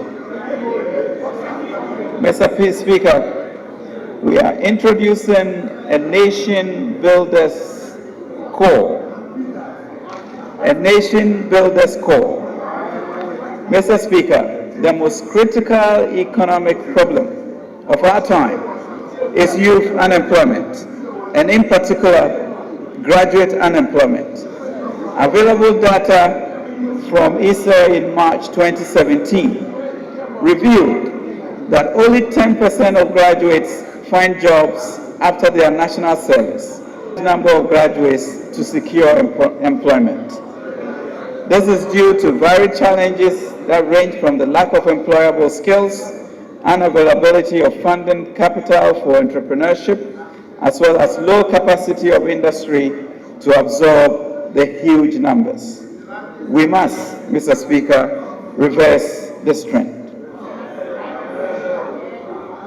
Mr. Speaker, we note that several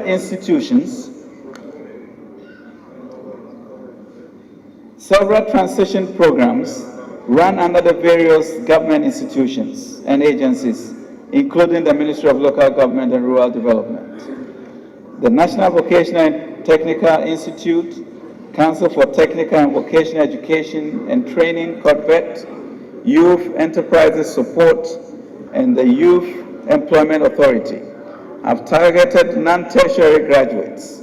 With this background, our government is proposing a new jobs program, the Nation Builders Corps, to focus on graduate unemployment.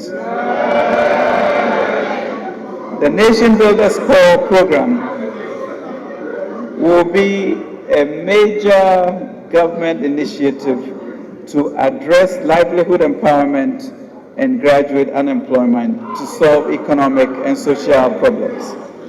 The focus of the initiative will be solving public service delivery in health, education, agriculture, sanitation, and drive revenue mobilization and collection at GRA. The objective of this program will be to provide employment, improve skills and employability, improve public service delivery, improve government revenue mobilization. Under the Nation's Builders Corps program, graduates will be trained, equipped with the necessary work tools, and deployed around the country to be engaged as graduate teachers in a Teach Ghana program focused on science, technology, engineering, and mathematics, and other relevant subjects in primary and secondary schools across the country. Sanitation inspectors in a Clean Ghana program focused on enforcing sanitation laws and inspection to ensure clean communities. Trained nurses and other healthcare workers in a Heal Ghana program that will provide healthcare delivery to deprived and rural communities across Ghana. Trained agriculture, extension, and other allied workers in a Feed Ghana program that will provide extensive support to farmers across agricultural value chains. Tertiary graduates in a Revenue Ghana program will mobilize the youth to collect taxes that have been difficult to mobilize and enforce collection for the development of Ghana. Mr. Speaker, the Nation Builders Corps program will hire 100,000 graduates in 2018 to be 100,000 graduates in 2018.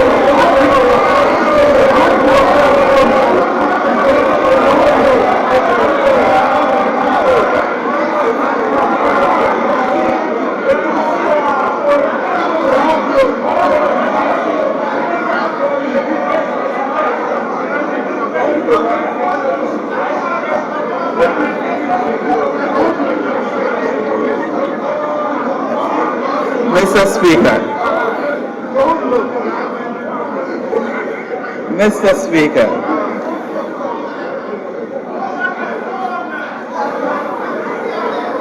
Mr. Speaker, Mr. Speaker,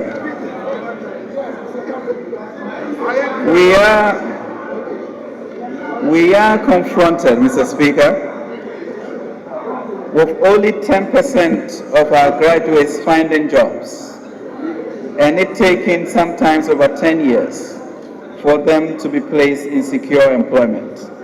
Mr. Speaker, the Nation Builders Corps will make a significant dent in hiring 100,000 graduates in 2018 to be posted in these various areas. It will be housed under the Office of the President as a special initiative. Mr. Speaker, our faith-based organizations of all religions are a significant part of our economic and social construct. Indeed, Mr. Speaker, across the length and breadth of our country, our faith-based institutions have more than 30,000 branch network. They have more visible presence than any state institution. Every hamlet has a faith-based institution of one form or the other. It is our considered view, Mr. Speaker, that engaging the faith-based institutions in viable economic ventures, teaming up the faith-based institutions with the business community and government to create economic ventures will be an effective way to expedite business development and job creation, especially for the youth. Mr. Speaker, faith-based institutions have the most effective transmission mechanism to reach into every corner of our society, and it is unfortunate that government has not taken time to come into a partnership with them to deliver critical social services in education, health and water, but also to support provision of skills, entrepreneurial training for the youth. We have all too soon forgotten how the menace of doomsday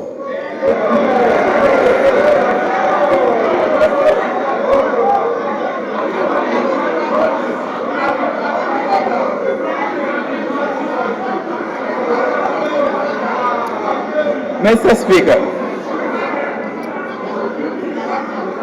Speaker, we have all too soon forgotten how the menace of doomsday from 2012 to 2016 crippled the economy.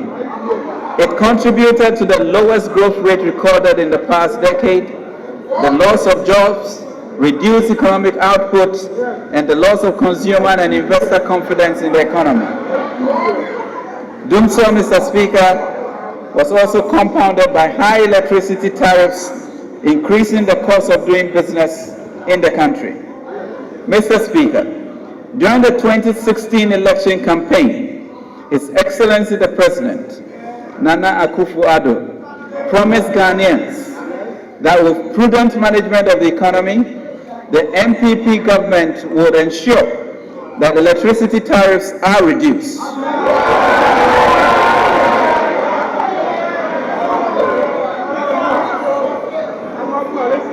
Mr. Speaker,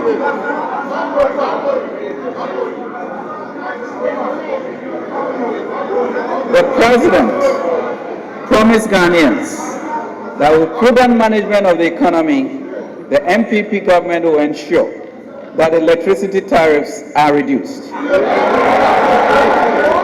In fulfillment of this promise,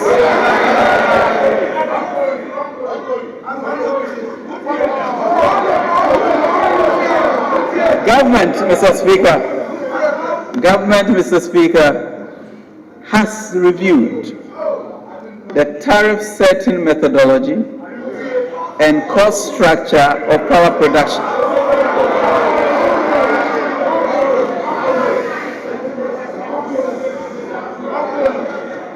This review, Mr. Speaker, has resulted in recommendations that will be made to PORC.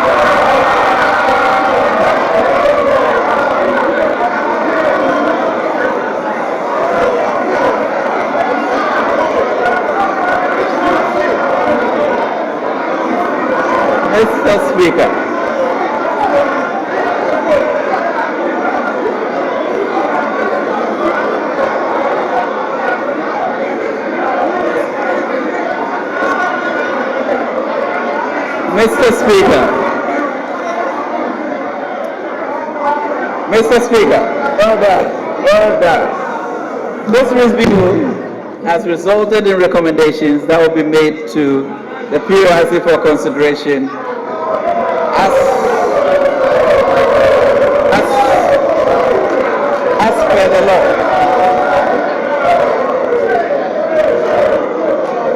In this regard,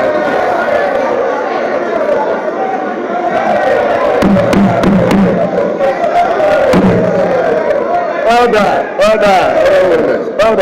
Mr. Speaker. Order. In 2018, efforts will be geared towards keeping the lights on at affordable rates to consumers, particularly industries and small businesses, through reform and policy interventions over a 2-year period. The electricity tariff structure will be realigned with government's developmental goals of industrial transformation, growth, and job creation. To give relief to the poor, whose individual consumption actually falls in the subsidized lifeline category, but who lived in a compound house, the existing 4-tier tariff classification of residential consumers will be collapsed into lifeline and non-lifeline consumers in phases. On the basis of these interventions, if government's recommendations to PORC are accepted, consumers will be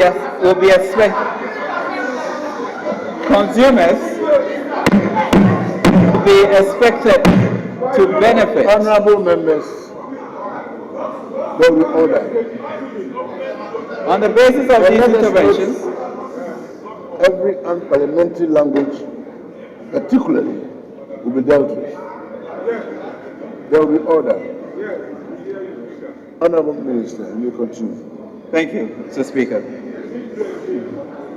On the basis of these interventions, consumers will be expected to benefit from reductions in electricity tariffs. The expected average tariff reduction across various customer categories will be as follows. Average reduction for residential, 13%. Average reduction for non-residential, 13%. Special load tariff, low voltage, 13%.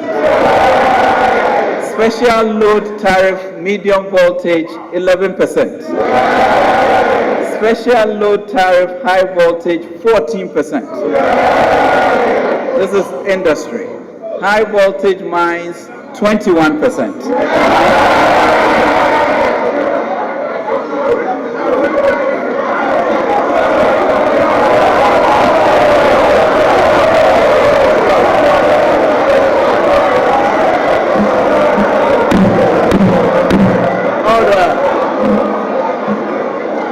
Honorable members, Order.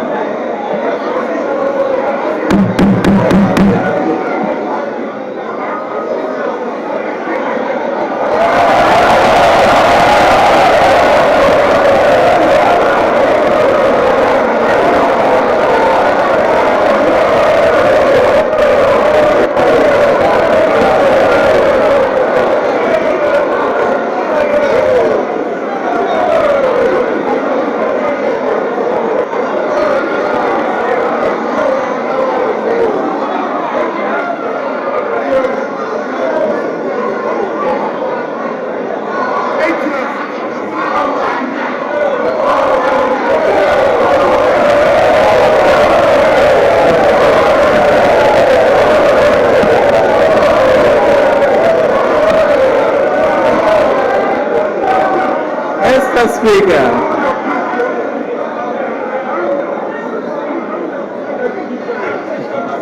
Honorable Minister, Mr. Speaker, Mr. Speaker,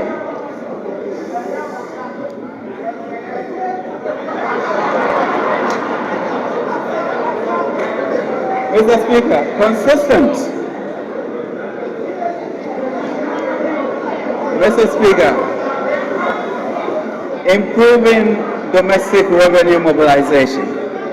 Mr. Speaker, consistent with government's objective of ensuring fiscal consolidation without compromising growth, as well as our resolve to consolidate our lower middle income status and move towards middle income status, and eventually wean ourselves from donor dependency, the need to significantly improve our domestic resource mobilization has become imperative.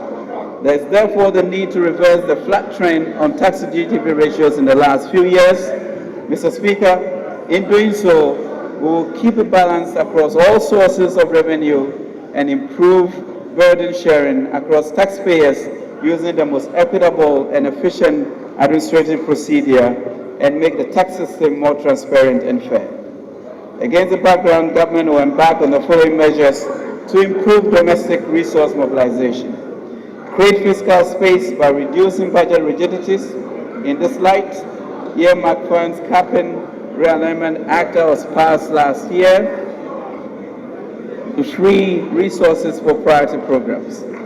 Broaden the tax base to rope in more taxpayers into the tax net. The implementation of the national ID will be helpful. Improve tax compliance through the review of suspense regimes, special orders, use of fiscal electronic devices, implementation of the excise tax stamps, and the implementation of common reporting standard for exchange of information, among others. Strengthen the design and administration of property taxes, rationalize taxation of the mining sector. We intend to preserve while tackling discretionary. Examine, Mr. Speaker, order. Examine the design of our VAT systems and address any significant policy shortcomings that might be identified. Overhaul, Mr. Speaker, overhaul the exemption system to curtail large revenue losses which occur due to special regimes, reduced tax rates, and other exemptions which do not serve social or economic purpose and are exploited by insiders. Mr. Speaker, as these policy changes require careful study and preparations, we plan to come back to this august House in the course of 28 to make additional proposals, to make the requisite proposal for enactment of the appropriate laws to pave way for implementation. Mr. Speaker, government strategy to shift the focus of economic policy from taxation to production must necessarily come with greater need to broaden the tax base and ensure compliance. That's the only way to spread the national tax burden evenly across the population and lessen the tax burden on compliant taxpayers. Accordingly, in 2018, the following tax compliance measures, among others, will be applied with greater urgency. Reform of the customs suspense and transit regimes. The customs suspense regime permits importers to suspend payment of import duties because the imports are to be kept in bonded warehouses. There is evidence that these trade facilitation arrangements are being abused.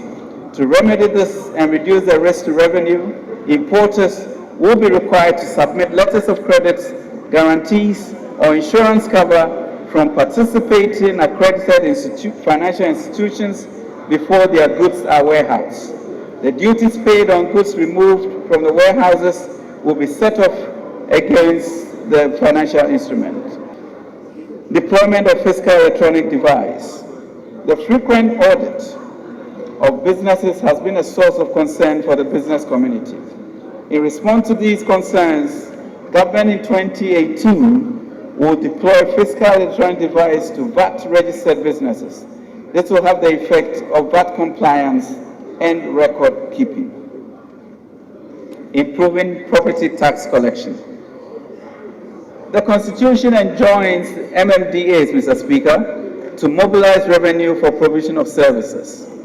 A major source of revenue is property tax, collection of which is low due to insufficient valuation capacity and the high cost of valuation. To enhance efficiency, both in the valuation of properties and revenue collection process from this source, in 2018, GRA will collaborate with the Ministry of Local Government and Rural Development to support the MMDAs in the assessment and collection of property taxes. Mr. Speaker, in the 2017 Budget Statement and Economic Policy, government stated its intention to use tax policy as a tool to stimulate investment and to shape economic behavior. In furtherance of this objective, the following policies will be introduced in 2018. 1. Taxes. The collection of property tax breaks to help position Ghana as a higher education hub. The education sector represents a high growth potential with multiplier effects on the economy as confirmed by a recent country private sector diagnostic study by the World Bank Group. This is also borne out by the rapid growth in privately owned and managed universities, as well as in the inward flow of students from the West Africa region and Africa. It is government's intention to support the sector in order to position Ghana as a premier higher education hub of the sub-region and in Africa, to attract critical foreign direct investment into the sector. In view of this, and also as part of government strategy for the long-term development of local human capital base, fit for a changing world, we will grant relief from corporate income tax paid by the privately owned and managed universities to the extent that profits are plowed back to expand or maintain the facilities. We would work to do the same for privately owned SHS in the near future. Tax incentives for young entrepreneurs. As a further commitment to creating a supportive ecosystem for young Ghanaian entrepreneurs of age 35 years and below who start their own businesses, government will, through the National Entrepreneurship and Innovation Plan, grant tax holidays based on the number of persons employed by a startup or early stage business. A preferential tax rate of between 3 to 5 years will be granted after the tax holiday. They will also be allowed to carry forward losses for 5 years. Income tax threshold. To protect low-income earners and ensure fairness in our income tax administration, government will review the current income tax threshold by pegging the tax-free threshold to the current minimum wage. In effect, government will abolish income taxes on the incomes of minimum wage earners. Taxation of lottery. The ongoing reform of the lotteries industry will continue, and the measures against illegal lottery business intensify. To remove the incentives for people to engage in illegal lottery, the 7.5 income tax on the commission of local marketing companies will be abolished and the 5% withholding tax on the lotto prizes removed. Tax amnesty. In 2018, parliamentary approval will be sought to exempt taxpayers who register and file returns within a targeted period from paying penalties and interest for late submission of or non-submission of returns and late payments. This includes exemptions from prosecution. GRA will, after the amnesty period, wage an intense campaign to prosecute continuing defaulters and offenders. Extension of National Fiscal Stabilization Levy and Special Import Levy. Mr. Speaker,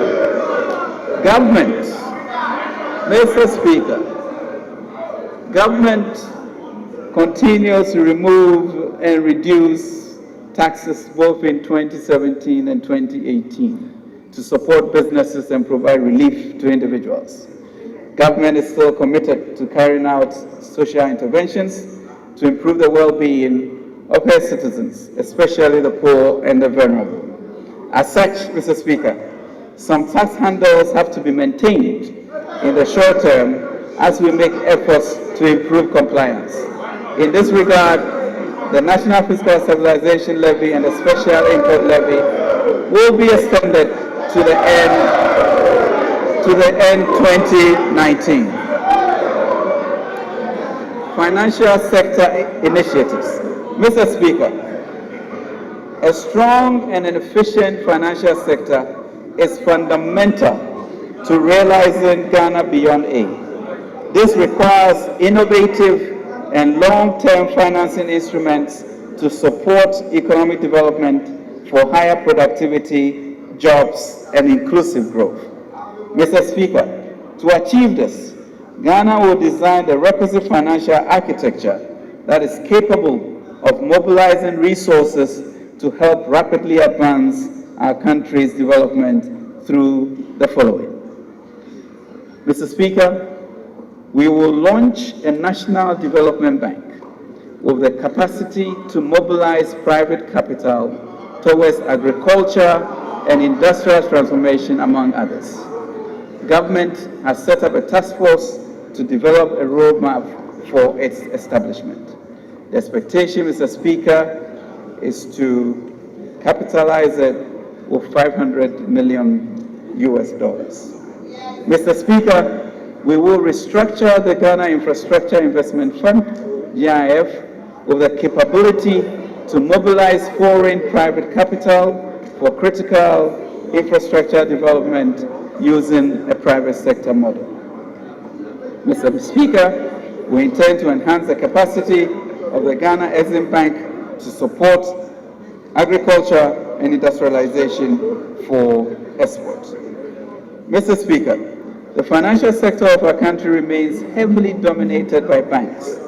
The total banking sector assets to GDP ratio as of September is 50%. This is whilst that of the stock exchange to GDP ratio is 30%. Total corporate debt to GDP ratio is 36%.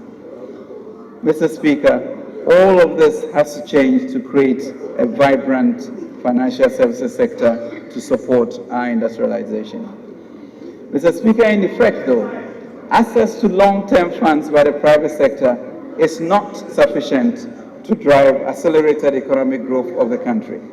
To address this challenge, government will strengthen the pensions, insurance, and securities industries, which are the key agents of providing long-term capital for the economy.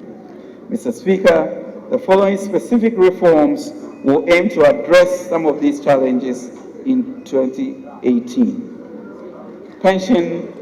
National pensions, insurance, and securities industry reform. Initiate reforms to the investment guidelines of pensions, insurance, and collective investment schemes to enable them support capital market growth. This reform will encourage banks to issue fixed income securities through the capital market instead of private placement in fixed deposits. Additionally, pensions and insurance firms will be encouraged to invest in private equity, real estate investment trusts, etc.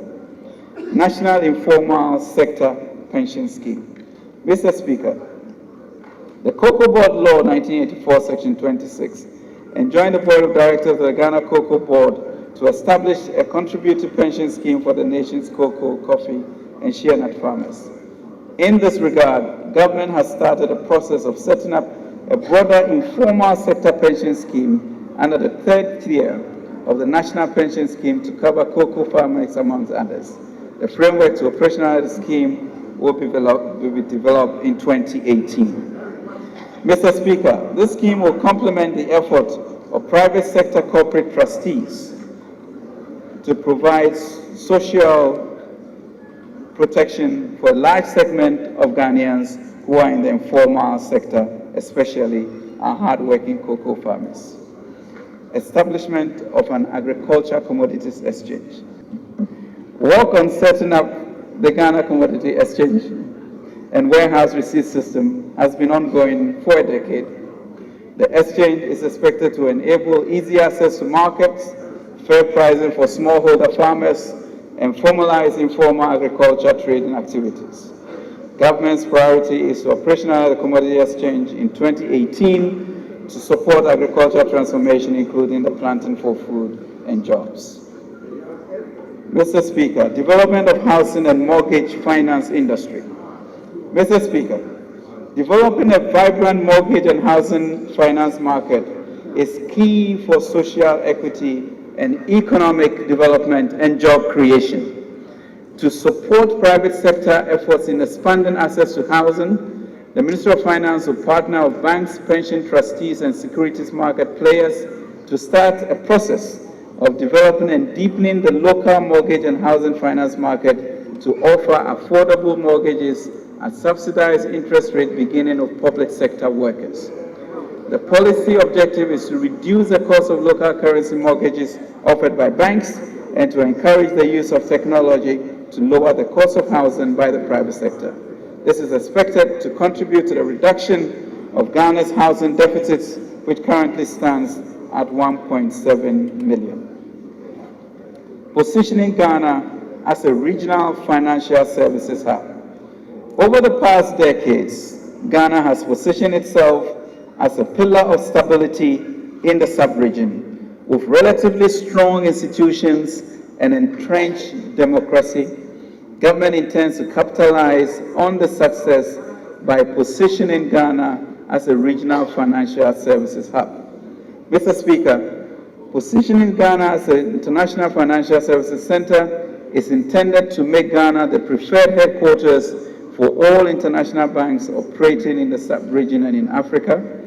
Ghana also becoming the hub for the financial technology and payment systems for the region. The hub is also intended to host the international private equity and venture capital firms to support entrepreneurship and access to long-term capital by the private sector in the sub-region. Mr. Speaker, a special task force will be set up to provide government with a strategy and framework for the establishment of Ghana as a regional financial services hub. Mr. Speaker, provision of health services is essential for a productive economy. The National Health Insurance Scheme exists to ensure that citizens obtain quality health care at all times. Mental health is also of paramount importance to government.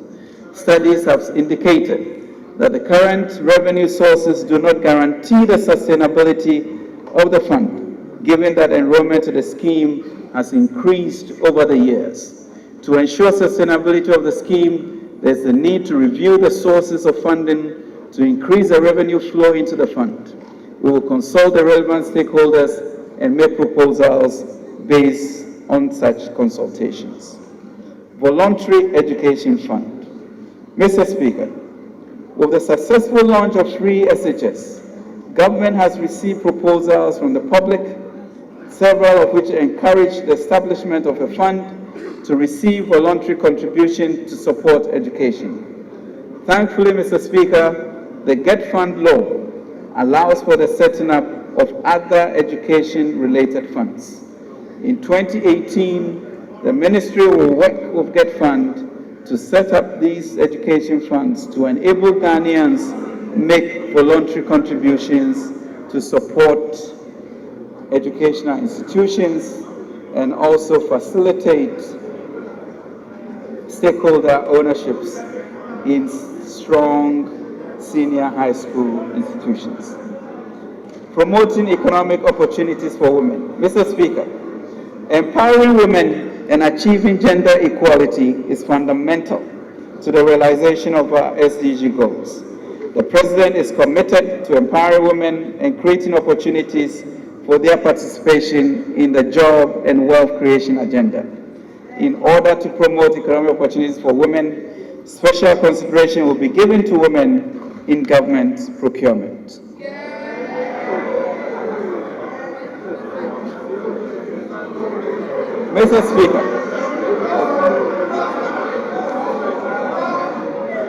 Mr. Speaker, we have very good reasons to be optimistic about our country again. Government has shown and will continue to demonstrate through its actions that the welfare of the Ghanaian is paramount. Plans to restore and sustain faith with Ghanaians and external partners.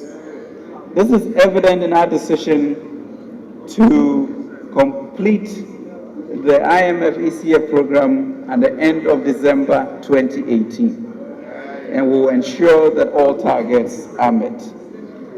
Mr. Speaker, we would like to assure Ghanaians that the government of President Nana Akufo-Addo is a government which delivers on its promises.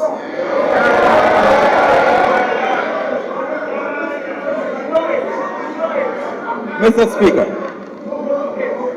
Speaker, we would like to assure Ghanaians that the government of President Nana Akufo-Addo delivers on its promises. We promised to implement a free senior high school policy, and we have delivered. We promised to restore nursing training allowances, and we have. We promised to restore teacher training allowances, and we have. We promised to end doom so, and we have.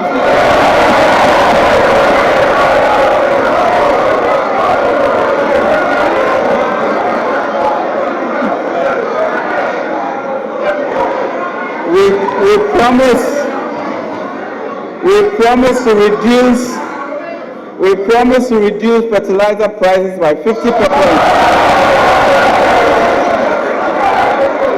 And we have delivered. We promise, Mr. Speaker, to establish a Ministry of Zongo and Inner City Affairs, and we have delivered. Mr. Speaker, we promise to increase and pay peacekeeping allowances, increase from $31 to $35, and we have delivered. Mr. Speaker, we promise a stimulus package to support local industry, and we are delivering. Mr. Speaker, we promise to implement a national entrepreneurship and innovation plan, and we have delivered. Mr. Speaker, we promise a more efficient port system, and we have delivered. Mr. Speaker, we promise to reduce the rapid rate of borrowing and accumulation.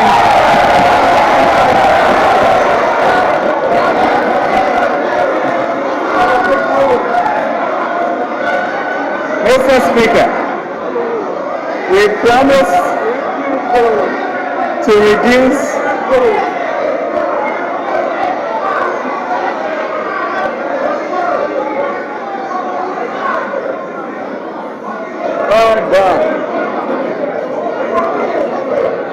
Honorable Members, order.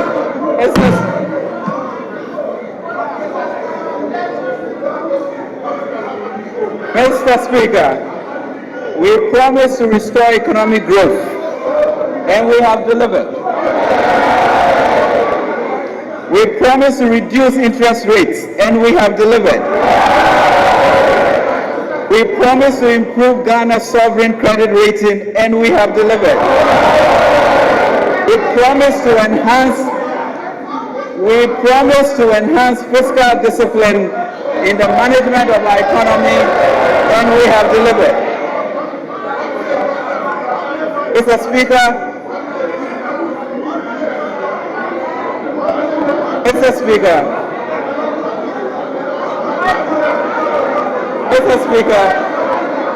we promised.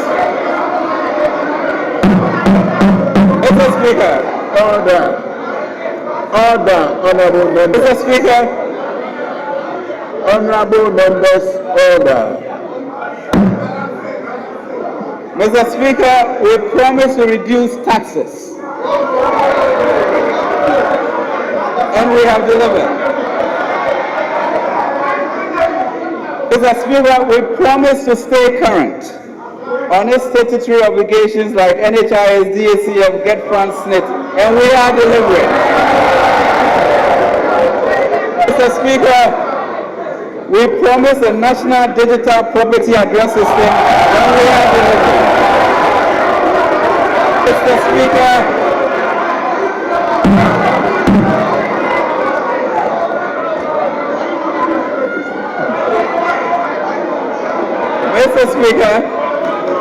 Order. we promise to institute measures to deal with corruption, including the Office of Special Corporation. Mr. Speaker, including the Office of Special Prosecutor, and they have delivered. Mr. Speaker,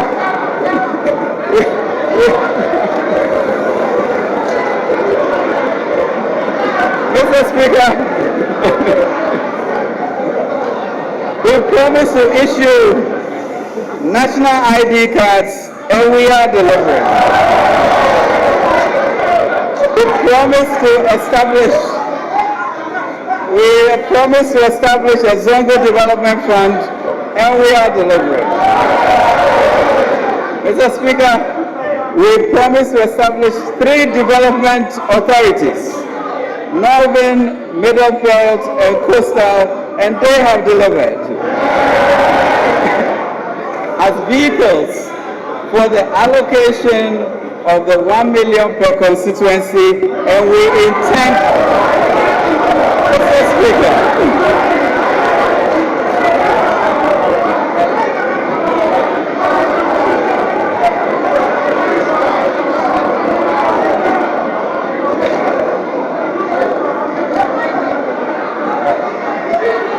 Mr. Speaker, Order. Honorable members who are getting on their feet.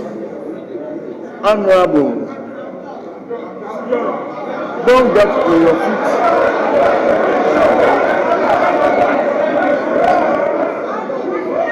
Honorable members, it is most unparliamentary for me to see members on their feet in that manner. We are going to have your say. Mrs. Honorable Minister. Mr. Speaker, Order. In Parliament, one person will stand at a time. The person who stands in the meantime is the Honorable Minister for Finance. Honorable. thank you, Mr. Speaker. Mr. Speaker, we promise to revive the collapsed railway sector, and we are delivering. Mr. Speaker,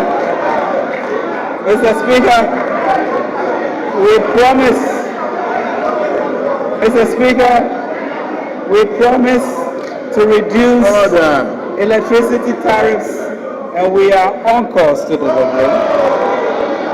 Mr. Speaker, we promise to implement a strategy to curb the menace of Galamsey, and we are delivering. Mr. Speaker, we promise to pursue policies that will create jobs in the economy, and we are delivering.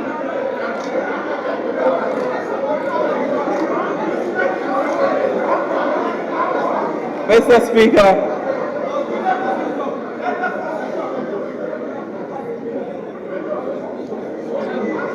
Mr. Speaker,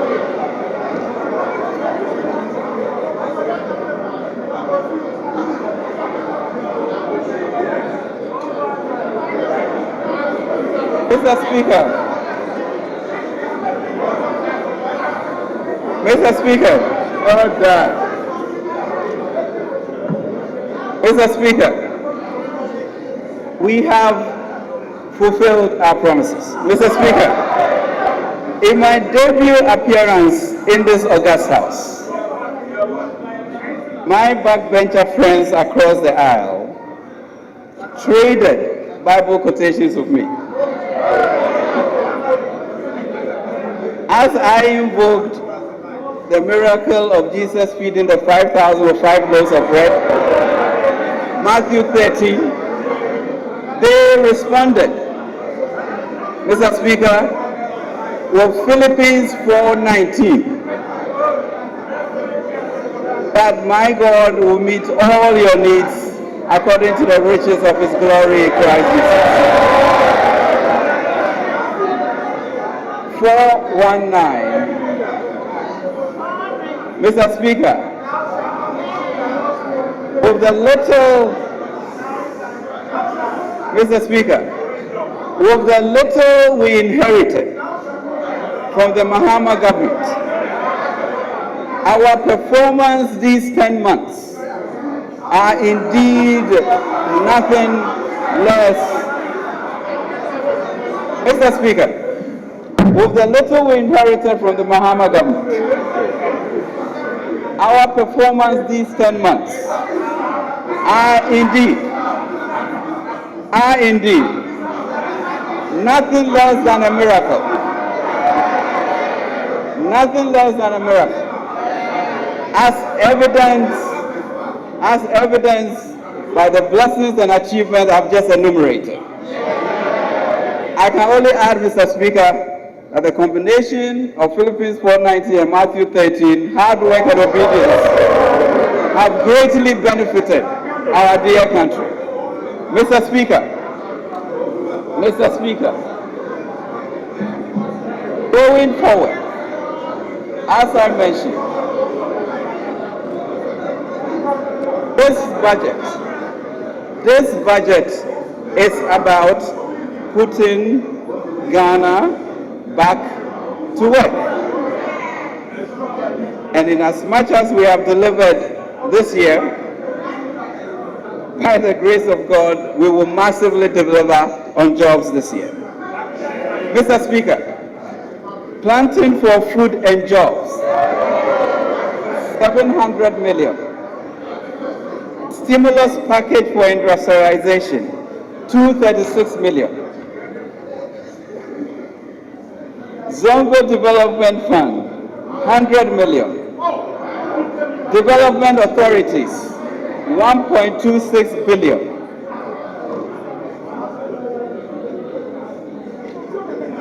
Entrepreneurship and innovation, 50 million.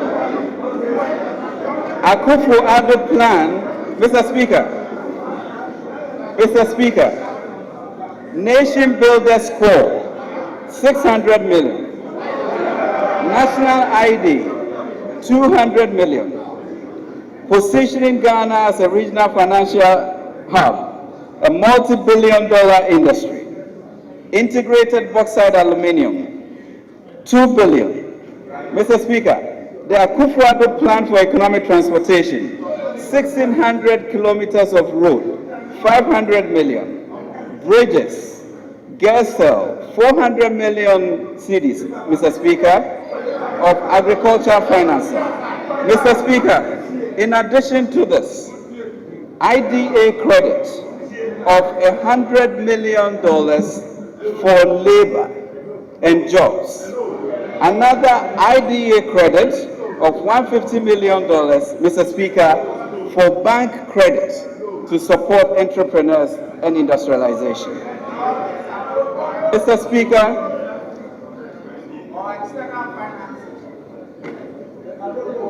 Mr. Speaker, Mr. Speaker,